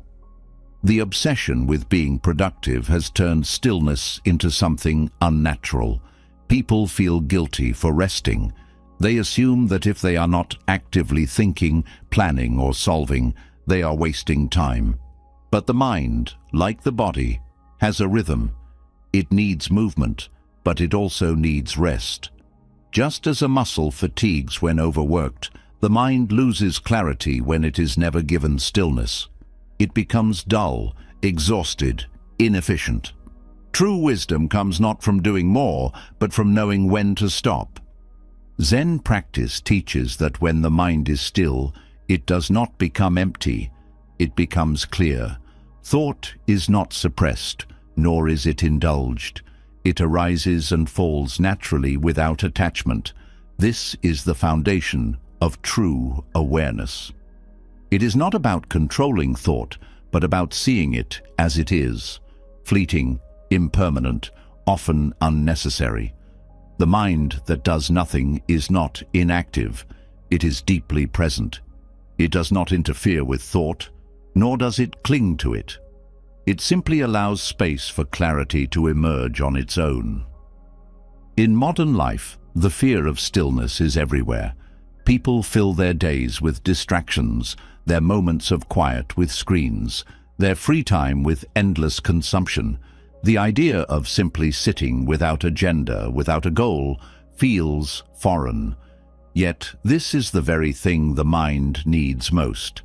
Stillness is not about escaping life. It is about meeting it fully. It is about experiencing the present without needing to alter it, without the mind rushing to the past or the future, without the need to fill silence with noise. Overthinking thrives on urgency. It tells the mind that everything must be figured out immediately, that every problem must be solved now, that every uncertainty must be eliminated.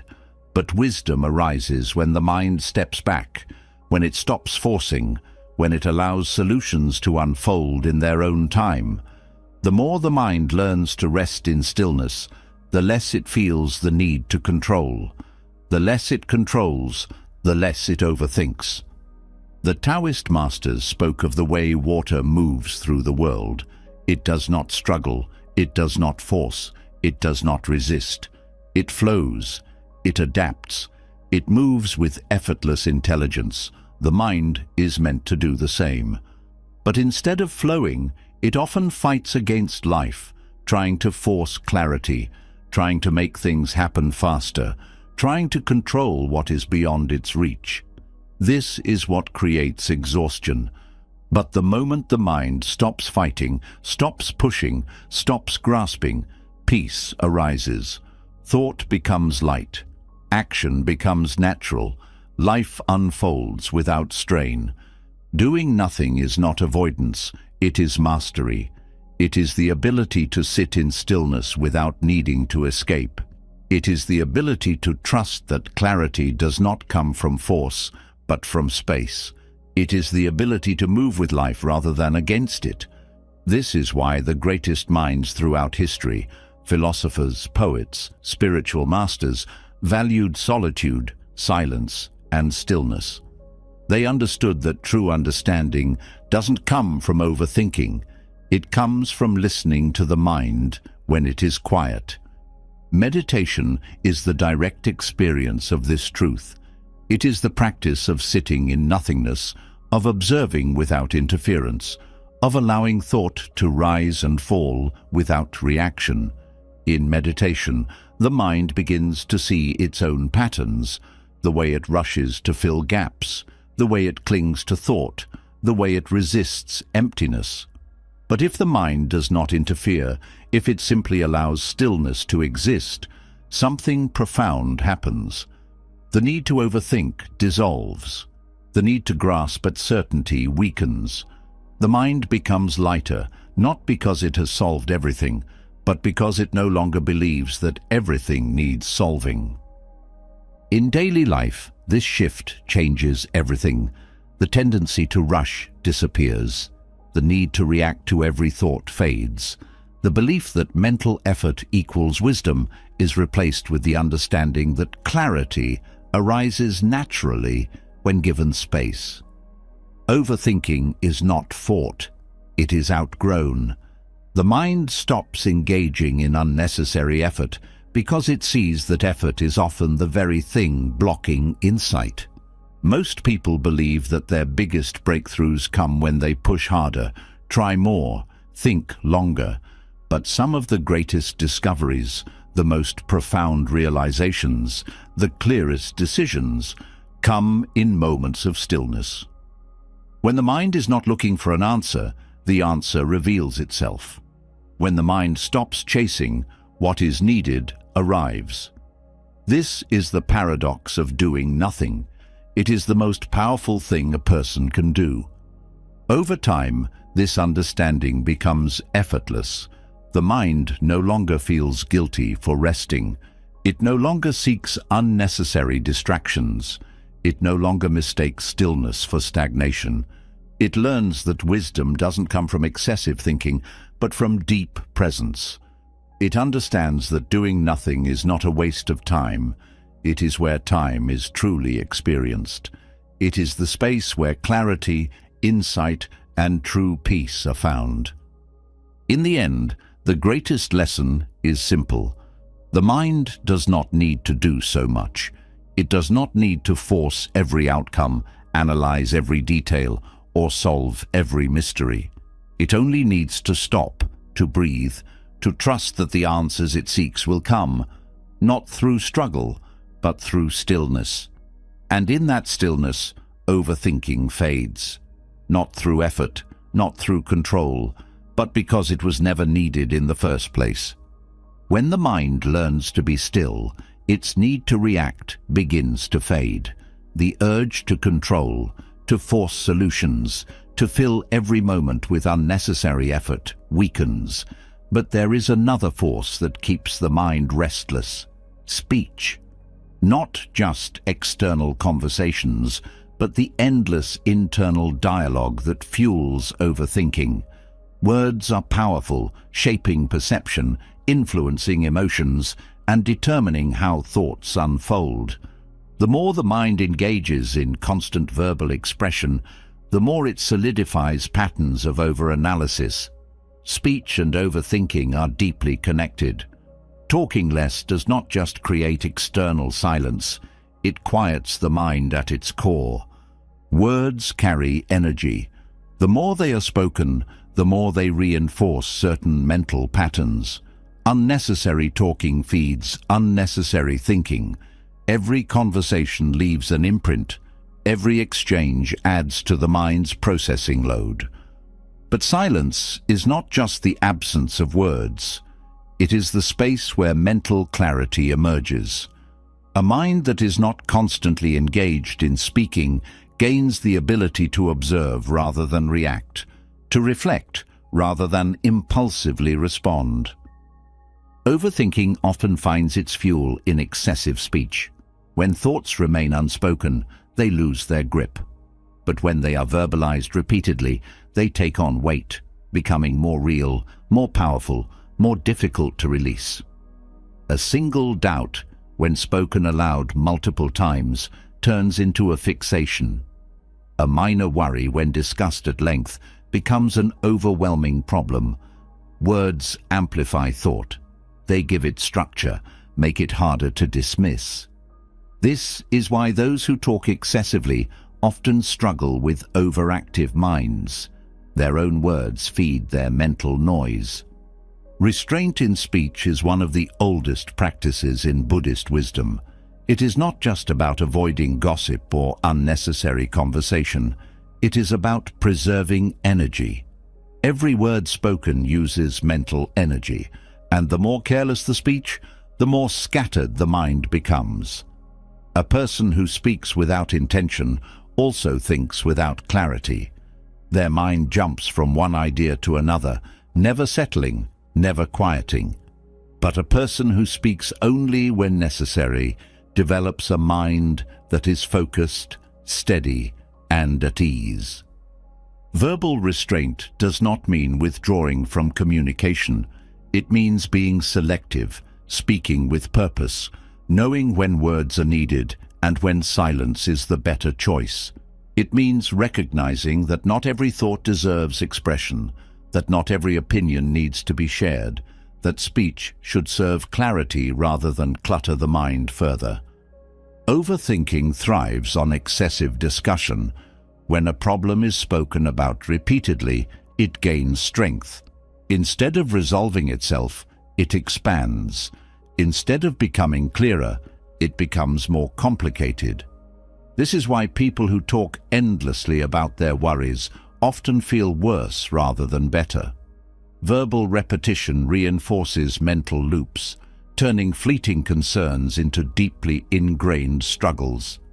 Silence, on the other hand, acts as a reset. It allows the mind to process information without overloading it with more. It creates space where thought can settle, where emotions can be observed rather than endlessly dissected. Speaking less does not just change how others perceive a person, it changes how a person perceives their own thoughts. There is a reason why great wisdom is often spoken in few words. The deepest truths do not require excessive explanation. The most powerful insights are often the simplest. Speech that is thoughtful, intentional, and concise reflects a mind that is clear, disciplined, and calm. But speech that is uncontrolled, reactive, and endless reflects a mind that is restless, confused, and scattered. Talking less also changes relationships. Many conflicts, misunderstandings, and emotional struggles arise not from real issues, but from excessive words. Arguments escalate because of unnecessary talking. Over-explanation creates confusion rather than clarity. Saying too much often weakens the message rather than strengthening it. But when speech is measured, when words are chosen carefully, communication becomes more meaningful, more precise, more impactful.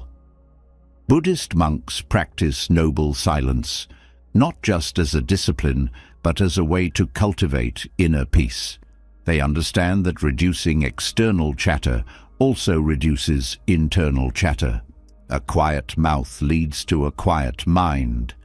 A person who speaks less naturally begins to think less, to overanalyze less, to react less impulsively. Instead of filling silence with unnecessary words, they learn to embrace it, to find comfort in it, to let it sharpen their awareness. Meditation deepens this understanding. When sitting in stillness, the mind becomes aware of its own internal dialogue. It sees how thoughts form, how they pull attention, how they create imaginary conversations, how they generate unnecessary emotions. And in this awareness, a choice arises: to engage with the mental chatter or to let it go. Just as a person can choose not to speak aloud, they can also choose not to engage with every passing thought. This is how both external and internal speech begin to quiet down. In daily life, this practice becomes transformative. Words are no longer wasted on things that do not matter. Conversations become more meaningful because they are rooted in presence rather than impulse. The mind no longer creates unnecessary narratives, no longer clings to endless internal dialogue, no longer wastes energy on overanalyzing every interaction. There is a natural lightness, a quiet confidence, a clarity that emerges when speech is no longer excessive. Talking less does not mean withdrawing from life. It means engaging with greater awareness. It means recognizing that true wisdom is not in saying more, but in saying only what is needed. It means understanding that words, like thoughts, should be chosen carefully, used with purpose, and released when they no longer serve. Over time, this shift rewires the mind. Overthinking weakens because it is no longer reinforced by unnecessary speech. Mental clarity grows because energy is no longer wasted on constant verbal expression. The mind learns to rest in silence rather than trying to fill every gap with words. And in that silence, a deeper understanding arises, not through effort, but through the simple act of saying less, listening more, and allowing space for real clarity to emerge. This is how talking less calms the inner dialogue. It is not suppression, it is not withdrawal. It is mastery over speech, mastery over thought, mastery over the need to fill every moment with sound.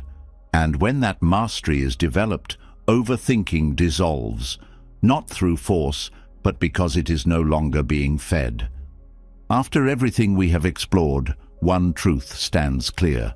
Overthinking is not a sign of intelligence, but a burden the mind carries when it forgets how to be free. Thought is a tool, but when it takes control, it becomes a prison.